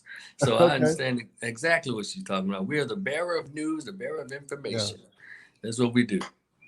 All right. Thank you so much, man. Anybody else who wants to come on in. Be cool, man. Thank you so much. Always good having you here. So get the likes up. I want to hear what some other people have to say. We got a couple of people here. A young, more mature brother. We're going to get the mature brother, Mr. Haniff, in here in a minute. But you guys, if you appreciate what I'm doing, man, make sure you get the likes up. If you haven't subscribed to the channel, subscribe to the channel now. I want to get some ladies in here. I know we got some KS fans in here. Some of you guys may have some questions. Maybe you guys want to know, hey, what's coming next? I don't know. Okay. And the reason I don't know is because I'm not Kevin Samuels' lawyer, just acting as a spokesperson. And for the most part, as I look at it, my work is almost done with that. So I can, just, kind of subside on that a little bit. But, I want to make sure you guys understand that what we want to do here in YouTube, starting with BlackTube, we want to unite this thing. We want to bring this thing a little closer together. We can't have all this strife and this unnecessary bickering and back and forth and people making reaction videos and saying horrible things about people's families and children and speculating. And if you're brave enough to put yourself out there, if you're brave enough to show your face, I can work with you. You see, I can take somebody and say, hey, you might have said some crazy things about me, but I can forgive you if we can make some money together. Nothing wrong with that, right? I think that's what Kevin would. That's why he never responded to the haters, because he never know. At some point I might work with this person, and I'm willing to set that aside. I'm not an ego-driven person. I'm a person this is a business, and we can make money together as businessmen. Okay, so and women, because there's some ladies out there who have some talent, but you got to come on the show. I got to see what you do. If you can withstand this withering heat that I got for you, then you're somebody I can deal with. But in the meantime, how you doing today, sir? Are you speaking to me? Yes, sir. How are you today, sir? Absolutely, positively fantastic. All right. Good to have you here in the broadcast, sir. What are your thoughts on this conversation? First of all and foremost, I want to thank the Creator for this time, this space, this place, for our presence, and this conversation being at the center. Yes, sir. We're living in a wonderful, wonderful time, and I want to extend my condolences to the family of Kevin Samuels, and I thank the one God Creator for you, Mr. Esquire, Counselor Dennis Sperling. I see you as the sheriff that has come into the town when the town was out of hand. The outlaws, the robbers, the people that had taken over the town, and the town was totally out of control. And now there is a new sheriff in town cleaning up the town, with that analogy. And if you know, the sheriff wore a badge, and the original sheriff badges had 5 stars, which represents our original nature as human beings. So I'm giving you this Western analogy. You can picture that, but there's a bigger, much bigger component. But I have to weigh in to what was just introduced as the Aquarian component because I too am an Aquarian. Mm. God has blessed me to be here 3/4 of a century. I am 75 years old.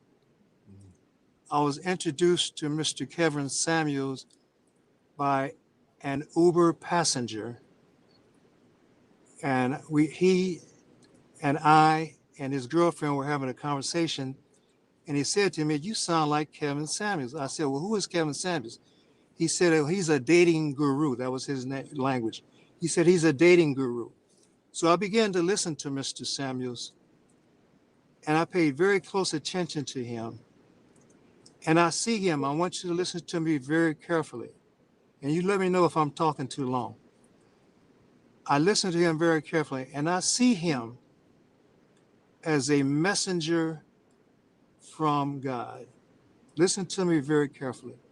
Not a prophet, because there are major prophets and there are minor prophets, but a messenger is one that has a message. I see him as a messenger from God, not in the larger component, but bringing a message to bring people together in this time and space that we are in now. We have to understand the larger component of how we're now fitting into the alignment of things, space and time. We're in a time now where every component of every human being will now come to the fore. Every atom's weight of good, we'll see it. Every atom's weight of evil, we will see it. And people will begin to be categorized into how they are being aligned. We will see all the hypocrites, all the liars, all the robbers, all the cheaters, all the players, all the good people. They are now being aligned, and it will be crystal clear as to who you are. You will then have an opportunity to stay in that space, or you can move with the space where we're going.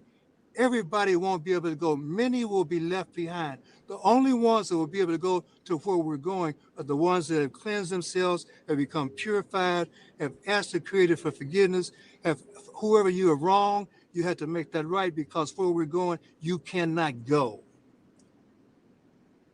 So, Mr. Sperling, you are the sheriff, whether you ask for it or not. You are a lawman. Look at this. Look how the Creator did this. You are a lawman. The lawman is the one that cleaned up the town. You didn't ask for this. You have been appointed as the sheriff in the town, in this space we're going. And you're right, we can become very wealthy. Our community spends more money than some nations. We're in the top 10 of GPD of the whole planet Earth. All we have to do is garner those resources, and we can become very powerful. And this is all by the design of the Creator, because of what we were put through as slavery. This is our inheritance. This is our time. The ones that were made low, weak, and depressed in the earth will now become the leaders and the inheritors.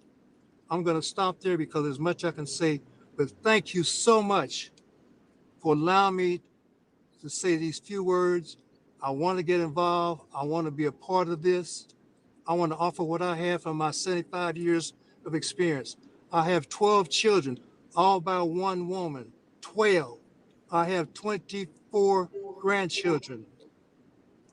I have experience, and that's what I bring, my experiences. Thank you so much. God bless you.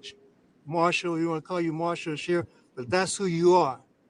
Ashe. Ashe. Put Ashe in the chat room for the elder. Ashe for the elder.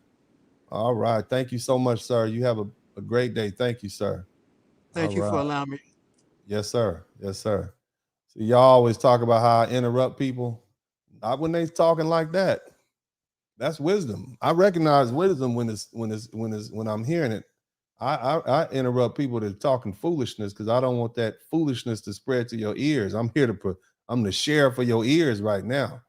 But I shade to the elder. Thank you so much. 12, you hear them? 12 children by the same woman. My God, pray. He got me beat already. Never mind. Anyway, I would, Ashe, hit another Ashe for the brother, our elder. Thank you so much, sir. Everybody's welcome here. Thank you so much, sir. Let's get another brother in here, Drew Titan. How you doing today, Drew Titan? We are talking about moving forward, building bridges, not barriers. There's a lot of strife here in the internet, especially amongst Black YouTube. You see the minute you get more than 5,000 followers, somebody is fighting with you on the internet. The minute you get there, look what they used to say about Brother Kevin. Oh, he's gay, he's this. And then then he died in the arms of a beautiful woman. You understand what I'm saying? And then, there's always something negative that they have to say, you see? And so what we have to do is we have to bring some order to this. Now, there are always going to be crazy people to say stuff, but there has to be a mechanism. There has to be some sort of template for how we deal with them. It has to just be understood. If you do this, this is going to happen. Matter of fact, those people who decide to be the money makers, we're not going to let you attack them because they're doing other things outside of YouTube. See, the thing about Kevin Samuels, and I'm giving you all this so that you can give it back to him. You be my sounding board right now. Kevin had plans of moving this virtual into the real world. We going to Miami, then we're going to New York, then we have a meeting in Boston. He was trying to organize something where he was getting people in Atlanta and LA and all these Houston and Dallas and all these different places so we can move from the virtual reality to the real reality, because that's where institutions are built. That's when when you put the brick and mortar together. I was brought in to help build the brick and mortar side of his vision. See, the truth is, y'all, this YouTube is easy. It's easy. Talk about something salacious or scandalous and you'll get followers because people will thrive to the mess. They like hogs to slop. If you talk about craziness, put some sex up there, something like that, you'll get followed. You got girls with 1 million Instagram followers just by showing they wares every day. If you sit on here on YouTube and talk reckless about people will come listen to that mess. But there's no shelf life in that. That's eventually going to play out. That's the thing you got to understand. If you don't have a personality that people want to listen to, if you don't have a certain look, if you're not engaged, if you haven't mastered your look, you see what I mean? Some might, like, I can't wear what you wear, bro. I can't, because you can. Yeah, you can. Yeah, you can. I can't do that and talk like I'm talking. You see what I'm saying? I can't do that. And then people like, they might, this dude's a lawyer. I can't get away. You see what I mean? But you could talk, hey, let's talk about lifting weights, all sorts of fitness. We can talk about this. They'll believe you. You see what I'm saying? Because they can see the proof. But what I'm trying to say is there's a space in this for everybody. But what we have to do is we have to get some unity and we got to get some rules and some regulations, even though unspoken. You can't just come in talking reckless about folks, thinking you just going to make a few quick dollars because you're destroying what we're building. There has to be some, as they say, the code needs to be put in place here. But go ahead, brother, and then you go ahead and talk. And then, my man Mario Gonzalez, he said, would you work with a Mexican? Hell yeah, I work with a Mexican. What's wrong with you, man? We all family. This money, man. Money is green, baby. I'm trying to get paper, man. But then go ahead. So yes, of course. But go ahead, sir. First of all, I appreciate your work. I found you through Kevin. Okay, thank you, brother. And I said, wow, if Kevin co-signs this brother, then it's good enough for me. Yes, sir. And I started following you, and I haven't been disappointed. I found a lot of the brothers through Kevin. I started following Kevin only maybe 1.5 years ago. All praise to the I'm Most always High. in the background, and I'm just watching and listening and getting the gems. And Kevin was a breath of fresh air because he brought about a conversation that men, Black men in particular, were reduced to having in barbershops and on the basketball courts. Yep. And we had to change our conversation whenever a woman walked through the door because she would just come in and just take over the whole thing, and the head start doing this and no. And it's like, my God. And it's like, what's the point? It's like non-alcoholic beer. What's the point? So he brought about that conversation. And what I wanted to ask is why didn't his videos go viral when he was telling the men how they needed to be? He did that for 3 years. Yeah. I mean, you got to answer, or is it a rhetorical question? If you got to go ahead and answer. It's rhetorical. You know the answer. It's rhetorical. It's rhetorical because when I forgot which. Okay, the Average at Best video. And I saw clips of it, and I said, man, that's funny. So I found the real, actual whole conversation. I said, okay. They clipped it down, so it made it like a comedy thing, but it was actually a real conversation. So I said, let me research this brother. So I did. And when I went to his page, I scrolled all the way down to when he first started. And I said, man, how many videos was he talking to the brothers and keeping it real with them? You're overweight. Why you overweight with missing teeth? How are you going to get a woman to look like Beyonce? It doesn't make sense. It doesn't make sense. So I'm like, he did this for 3 years, and the video that made him famous was Average at Best. Are you kidding me? Where was the protection for us? Where were the brothers talking about, yo, man, you can't talk to us like that. What you doing? Unless it was true. Yes, sir. Now let me give you it was true. Go ahead. Let me give you a concept I want you to go with. Okay. The term controversy. Controversial. Controvert means to really to be able to go against something, you see? So if something is controversial, what that really means, okay, so if I said, man, your hat is white, you said, no, it's not, it's black. That's not controversial, is it? Because everybody can see that it's a black hat and the evidence is right there with it, so it's not controversial. Now, if I said your hat is blue, you'd be like, it kind of could be blue or it could be black. That's controversial because I don't really have an argument to go against it unless I got up on that hat and inspected it. You see what I'm saying? So Kevin Samuels was controversial because all the sociologists and psychologists and thought leaders didn't have anything that they could challenge him with. He had thought this through. He had visited with psychologists and psychiatrists and read up on different study. He understood exactly what was going on. The man was constantly taking things from the internet and YouTube. He studied people like me.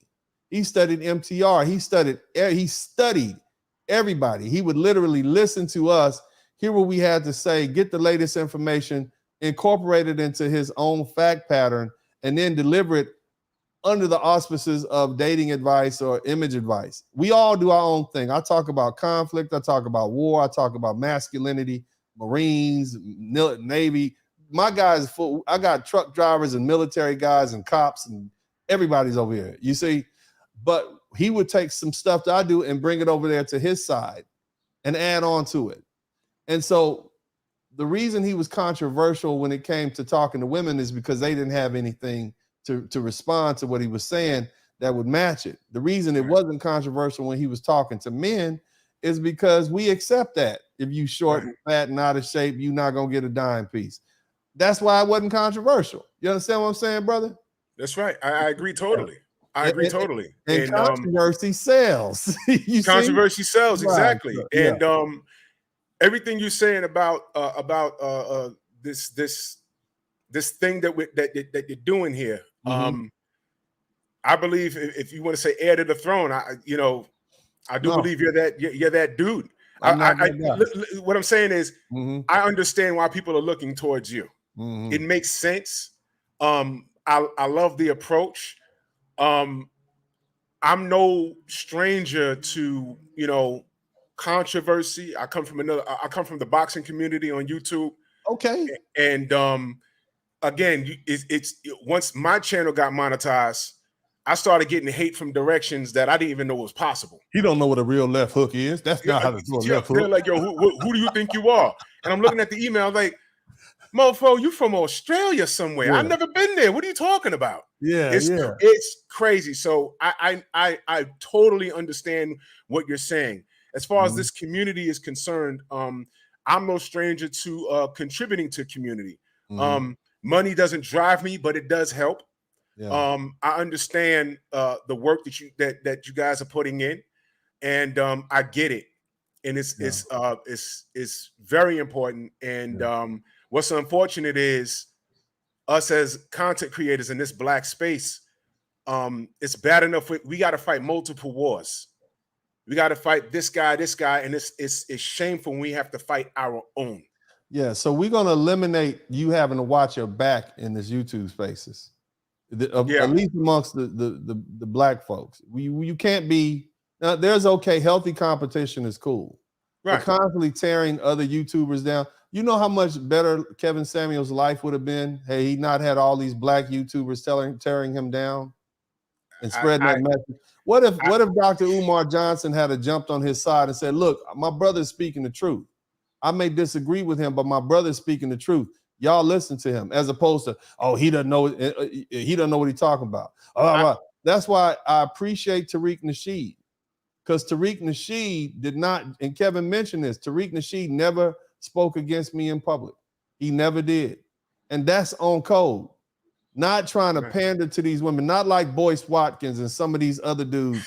Jamal Bryant waits till he dies and says this. Why y'all never went and challenged the man on his show, on his talking points? You see what I'm saying? Tariq Nasheed is an example of how you remain on code. You don't fight your brothers in public like that. Yeah, you might have disagreement. Everybody rich. You see what I'm saying? Y'all get together and find each other and talk on the phone, but you don't do that, because now that means you got black people in your community that are saying, I don't like him. And now they running up on him. I've seen it happen in Miami Beach. A dude ran up on him like that. You see what I'm saying? And I'm standing right there like, I can't let him, Not a good idea in my case. You see what I'm saying? Idea. Yeah, not a good idea. But what I'm saying is, brother, like, when we're on the same page, I know at least my people, we on the same page. All the thought leaders are saying, hey, this brother has a voice. We recognize what he is. We're not going to let our ego tripping and our narcissism get in the way. I mean, Kevin, man, let me tell you something about him, man. And I'm a humble student. I'm a humble man. Kevin called me up one day. I'm in the middle of a broadcast, and he was like, you need to get this, that, and the other. And O'Shea will tell you the same thing. Kevin would do that. He would call you up. For them, he'll call. I ain't answering the phone after the goddamn 10:30, but he'll call them up. They'll talk all night about you need to do this, that, and the other, blah, blah, get yourself together. But, man, I got off the phone and talked to him. And he's the reason I bought all this damn equipment. He had to tell me twice. That's why I'm telling you I'm hard-headed. Like, I ain't about to spend no $6,000 on no damn equipment. I'm just doing this for fun. You're like, but you got a voice. People listen to you. It's necessary. I got a plan for you. I get it now. I didn't get it then. Now I understand. But what I'm saying is we shouldn't have to watch our back. We should be able to walk through our community, and all of our leaders and thought leaders support what we're saying.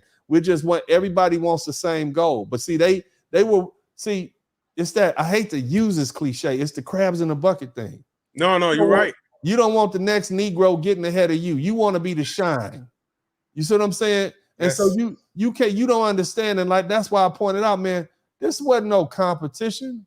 Kevin was the aircraft carrier with the ships and with the planes, the pretty planes on it, with they standing up. And I'm over here in my little battleship with my guns and my Navy SEALs ready to hop off. We all played a part. We don't have to be shooting at each other. We're trying to get somewhere together. It's a flotilla, and we're trying to get somewhere together. Why are you fighting against me? You see what I'm saying? We all go in the same direction, all came from the same place. So that's why I'm very disappointed in people like Dr. Umar Johnson, Dr. Boyce Watkins. What's the problem with this man? What was the problem that you had with this man? And we can't have that in YouTube. We got to set an example. Black YouTube, if you're going to be on the ends and you want to make this, the objective is to get this money. Hopefully you didn't come to YouTube to blabber your mouth all day. Hopefully you came here because you see the people making money and you want to make that type of money. I hope. And if that's the case, let's make money together. Not war together. There are so many people that need this message. There are so many. I want you, Kevin Samuels fans. I know y'all are everywhere. Okay? I know y'all are everywhere. You're all over the country. If we had a man like Kevin Samuels, all that we had to deal with, if he came up through us with all the oppression and foolishness we got to deal with, and he had that lesson for you guys, that lets you know he was real good at what he did. Because in America, a black man damn near has to be twice as good to get ahead. And so there are more of us like that. And I'm telling you, black brothers, look, we have something that we can offer the world, because it's difficult for us to get to that point. And so when we get to that point, that means we're real good at what we do. And if we would stop fighting each other and we begin to sell our services via internet or whatever to the world, we could really come up, man. You know, so let's stop fighting. And that's why I'm willing to put the hatchet aside. You know, y'all talking reckless to me, cool. I'm showing you an example. It could be anybody who want to work with me, but I'm specifically extending that olive branch, those who was talking reckless to me. I'm cool with you. You see what I'm saying? Come on in here, let's make some money, but you're gonna have to come on this show, because otherwise I look like a fool working with somebody who was talking reckless about me without coming to talk to me over here. You got to come to the sheriff's office at this point. But go ahead, but I'm gonna give you the last word, man. Yeah, you mentioned, and I appreciate the time, man. You mentioned, one of the things that I have an issue with, and you could YouTube my name and you'll see 1,000 things before you really get to me. People making response videos when you're not even fucking talking to them. Okay, let's watch the language. Kids I'm sorry, I apologize. That is the most hilarious thing to me. It's like I got 1,000 response videos, and I don't even know who these people are. Get your views up if I can help. Get your views up. My thing is this: you're absolutely right. If you could contact me behind the scenes, you want to have a conversation. If it's that serious, then let's have a conversation. But using anyone's name just for clicks and views, that's corny. Now, the community that I'm affiliated with right now, I joined it because it was the right thing to do. In my case, my channel blossomed to the point where now I had to treat it like a business, and I do as such. Yeah. So I'm no stranger to this. I was following Mr. Samuels all this time, and boom, things happened. But I'm looking at the legacy he left. I'm watching you. I'm watching O'Shea. I'm watching MTR. Lead attorney, and I'm like, wow, this is a great, great thing. So I support. Yeah, I mean, somebody like you, man, what I would do with you is I would say, look, let's try to talk to Everlast. Let's talk to some of these boxing gyms, and let's try to, I don't know what your I don't know, I apologize, but I don't know what your following is, but when you get to a certain point, you start getting advertising requests. You see what I mean? It's not just about the ad money. You start getting advertising requests. People want to hear you talk. People want to hear you talk about their product, advertising gyms. I mean, this is a celebrity. This is where the new celebrities are coming from. And if y'all couldn't tell, that's what Kevin Samuels was becoming. This is the grounds where the new celebrities are grown. That's why you got Hollywood types so jealous of. What in the hell does a D.L. Hughley care about what Kevin Samuels is doing online unless it's affecting his pocketbook? Right. You see what I'm saying? Right. This is the new Hollywood right here on YouTube. These same black people that you looking at right now, lead attorney, MTR, who else? All these other people that look like they made for the TV screen. That's what you see happening right here. That's why these Hollywood dudes are angry, because remember, they had to do all that foolishness to come up. They had to, I don't know what the hell I don't know how many casting couches they had to sit on or whatever. All we had to do was get some microphones, some cameras and whatnot, and go ahead and cultivate our natural selves, and people gravitate to us. We take our product straight to the people, and the people love it. They love it. And trust me, those actors and actresses, when they was broke during COVID-19, they saw Kevin Samuels pulling in hundreds of thousands of dollars a month while they were sitting there broke. Trust me, a lot of these actors and actresses that y'all think are celebrity, they're famous, but they're broke. And so they're looking at the money that Kevin Samuels made. You mean they're watching Kevin Samuels from 9 o'clock to 11 o'clock? They should be watching my movie that's in the movie theater right now. You see what I'm saying? You guys get it? It's a fight for your attention. It's a fight for your attention and your money and your dollars. That's what we're dealing with, family. This is about money. That's why Kevin said, Dennis, you need to focus on power and influence. We need that we need infrastructure. We need to build buildings. We need to build facilities, because this YouTube thing is fleeting. You're famous today, you're gone tomorrow. And that's what I get what he was saying. We need the institutions. I got it. But man, great talking to you, brother, man. Thank you so much, bro.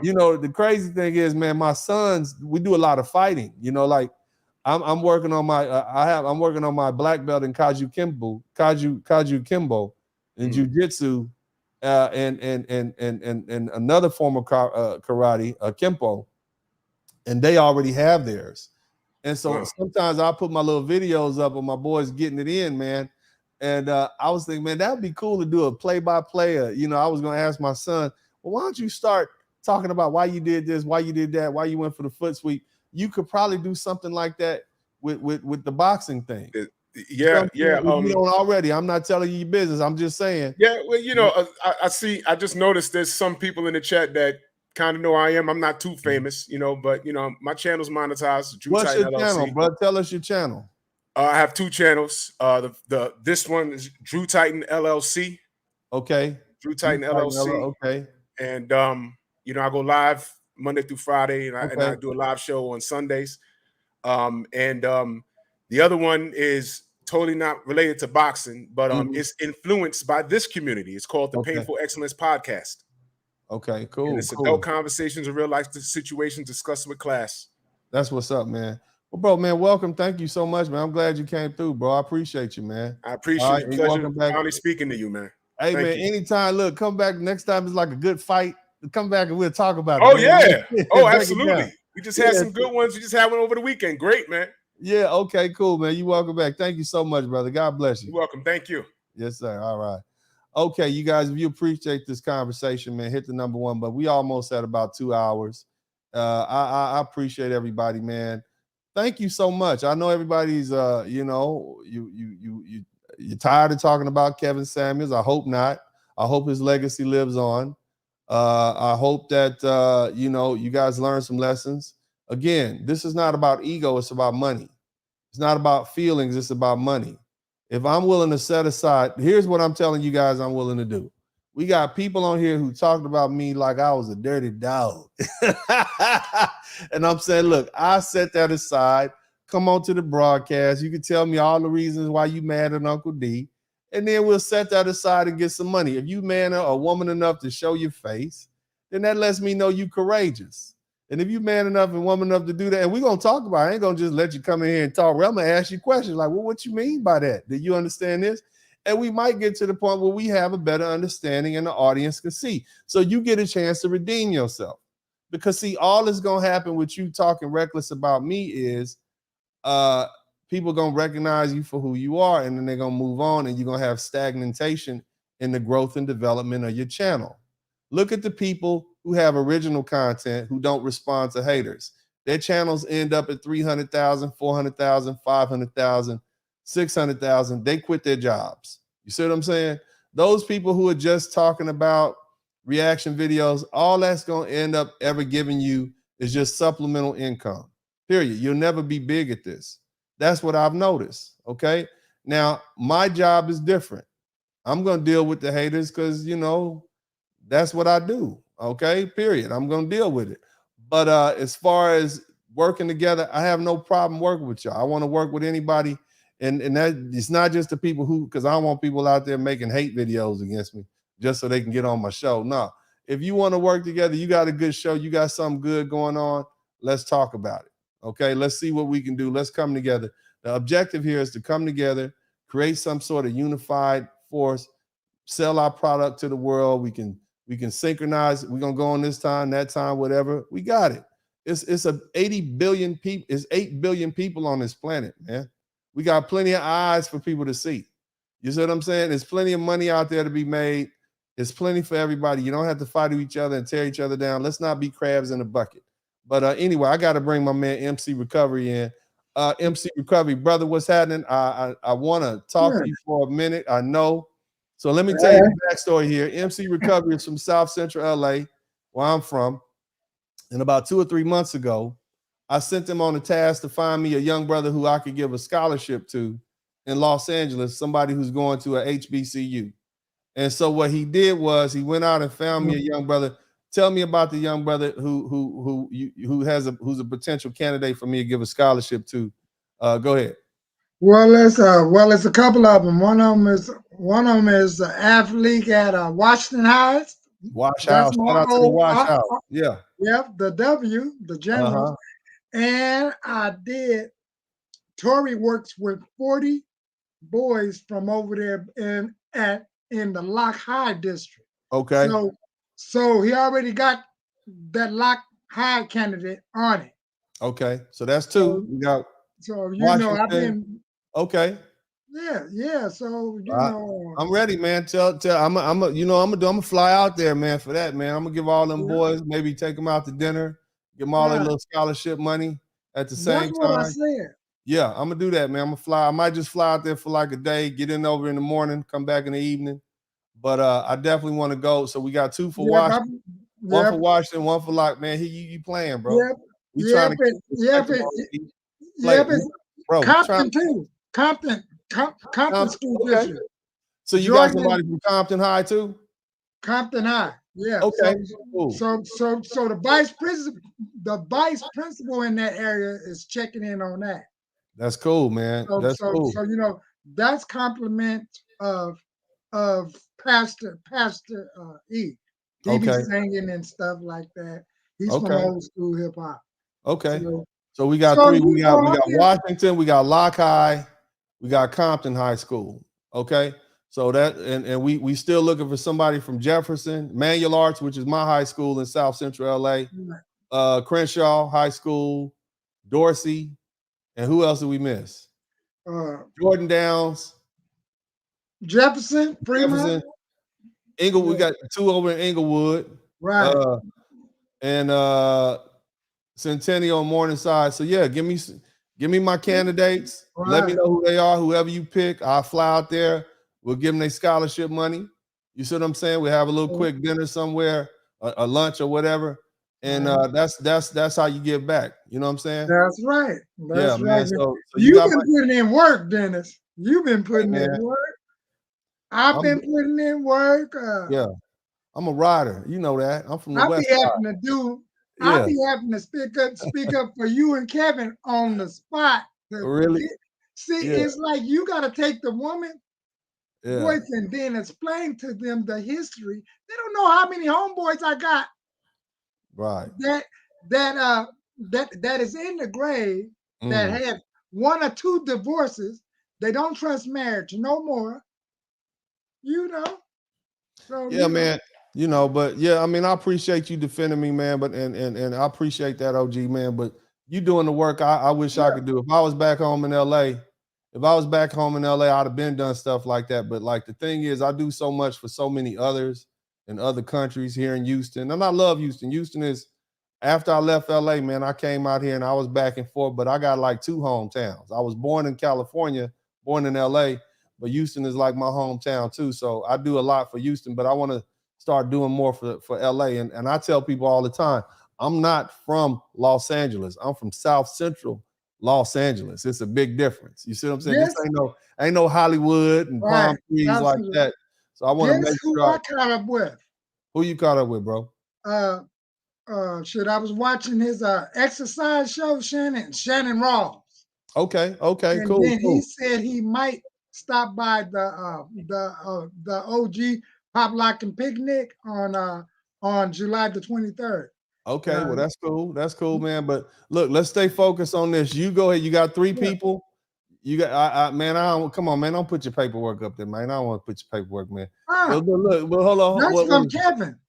That's what? Let me see. This is something that he pushed me to do. The Department of Mental Health. Oh, you went to, my bad. Oh, you went, you got some therapy. It's up for bid now. It's up for bid, but I can't touch it because I'm an employee. Okay. And it's 2, what am I name one of the organizations for 12 to 17 Black boys. Mansformation. And the other group, I ain't gonna tell you the name of that, but I never, like I did on my tribute show, I never wrote something. I've been talking about, I've been wanting to write something. And his talking points, plus some other people talking points. And first I wrote everything that I had in me, and I took it to other men. Well, that's cool, bro. Well, look, we getting a little late in it. We want to get folks up out of here. You stay focused on the scholarships. You got 3. You got about 6 or 7 more. You got work to do, brother. I want to come out there and get this money to these young, deserving men in the community, young Black men over there in Los Angeles, similarly situated to the way I was. You know what I'm saying? This is the way you set an example. And I got love for all my, and I might pick one of my little Mexican homeboys too. You see what I'm saying? Right. Because I had a lot of Mexican friends that I was cool as hell with back in South Central, man. Shout out to all my homeboys that are here and gone, man. But God bless y'all. You know, it's all love, man. But anyway, brother, I want to focus on the young brothers first. Right. Look, bro, I appreciate you. Thank you for doing that work.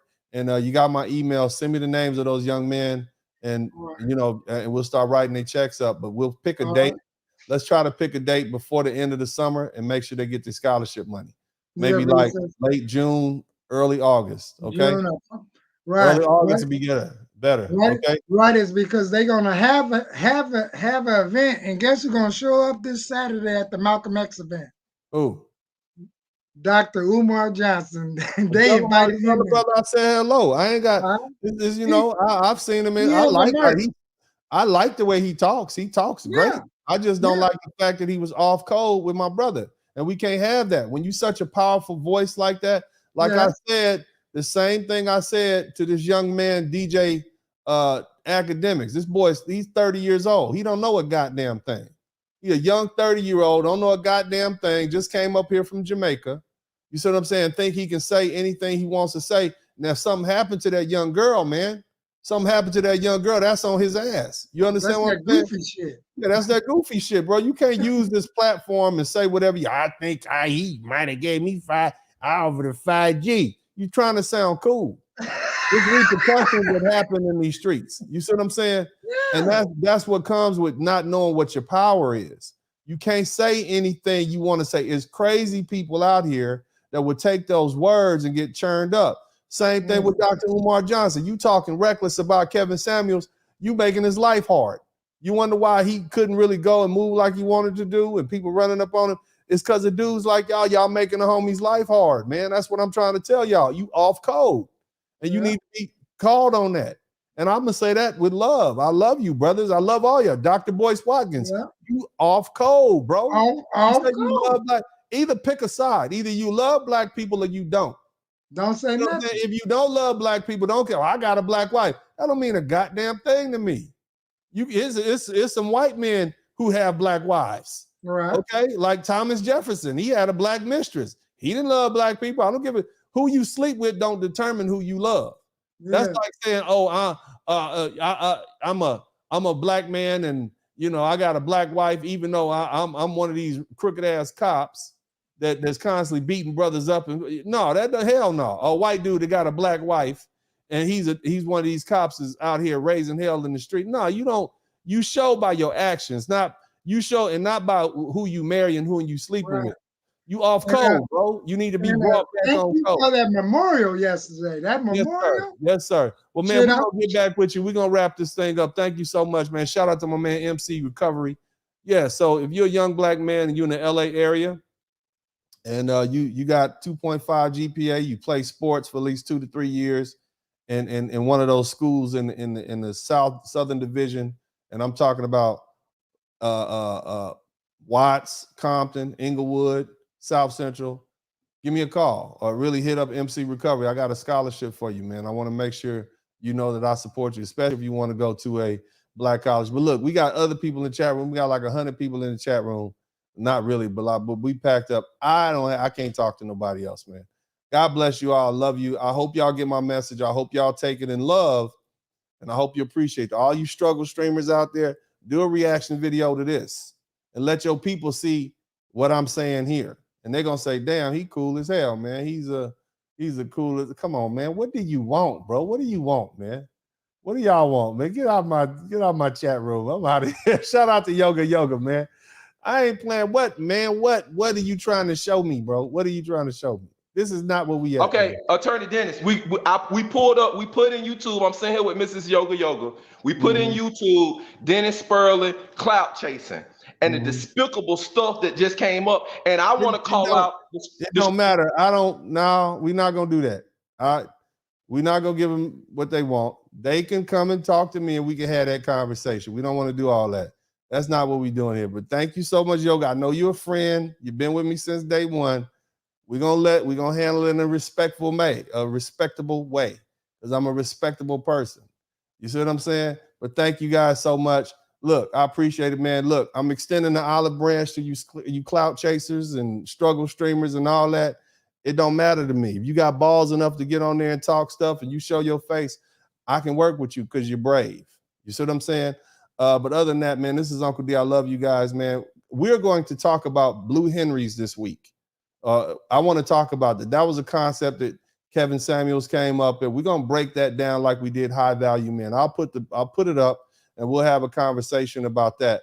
I want to make sure I keep my Kevin Samuels fans best as I can. I'm going to do my part to keep y'all happy and keep feeding y'all that food. We're going to break that term down just like we did high value men. I'll try to work on that this week. I'll post it up.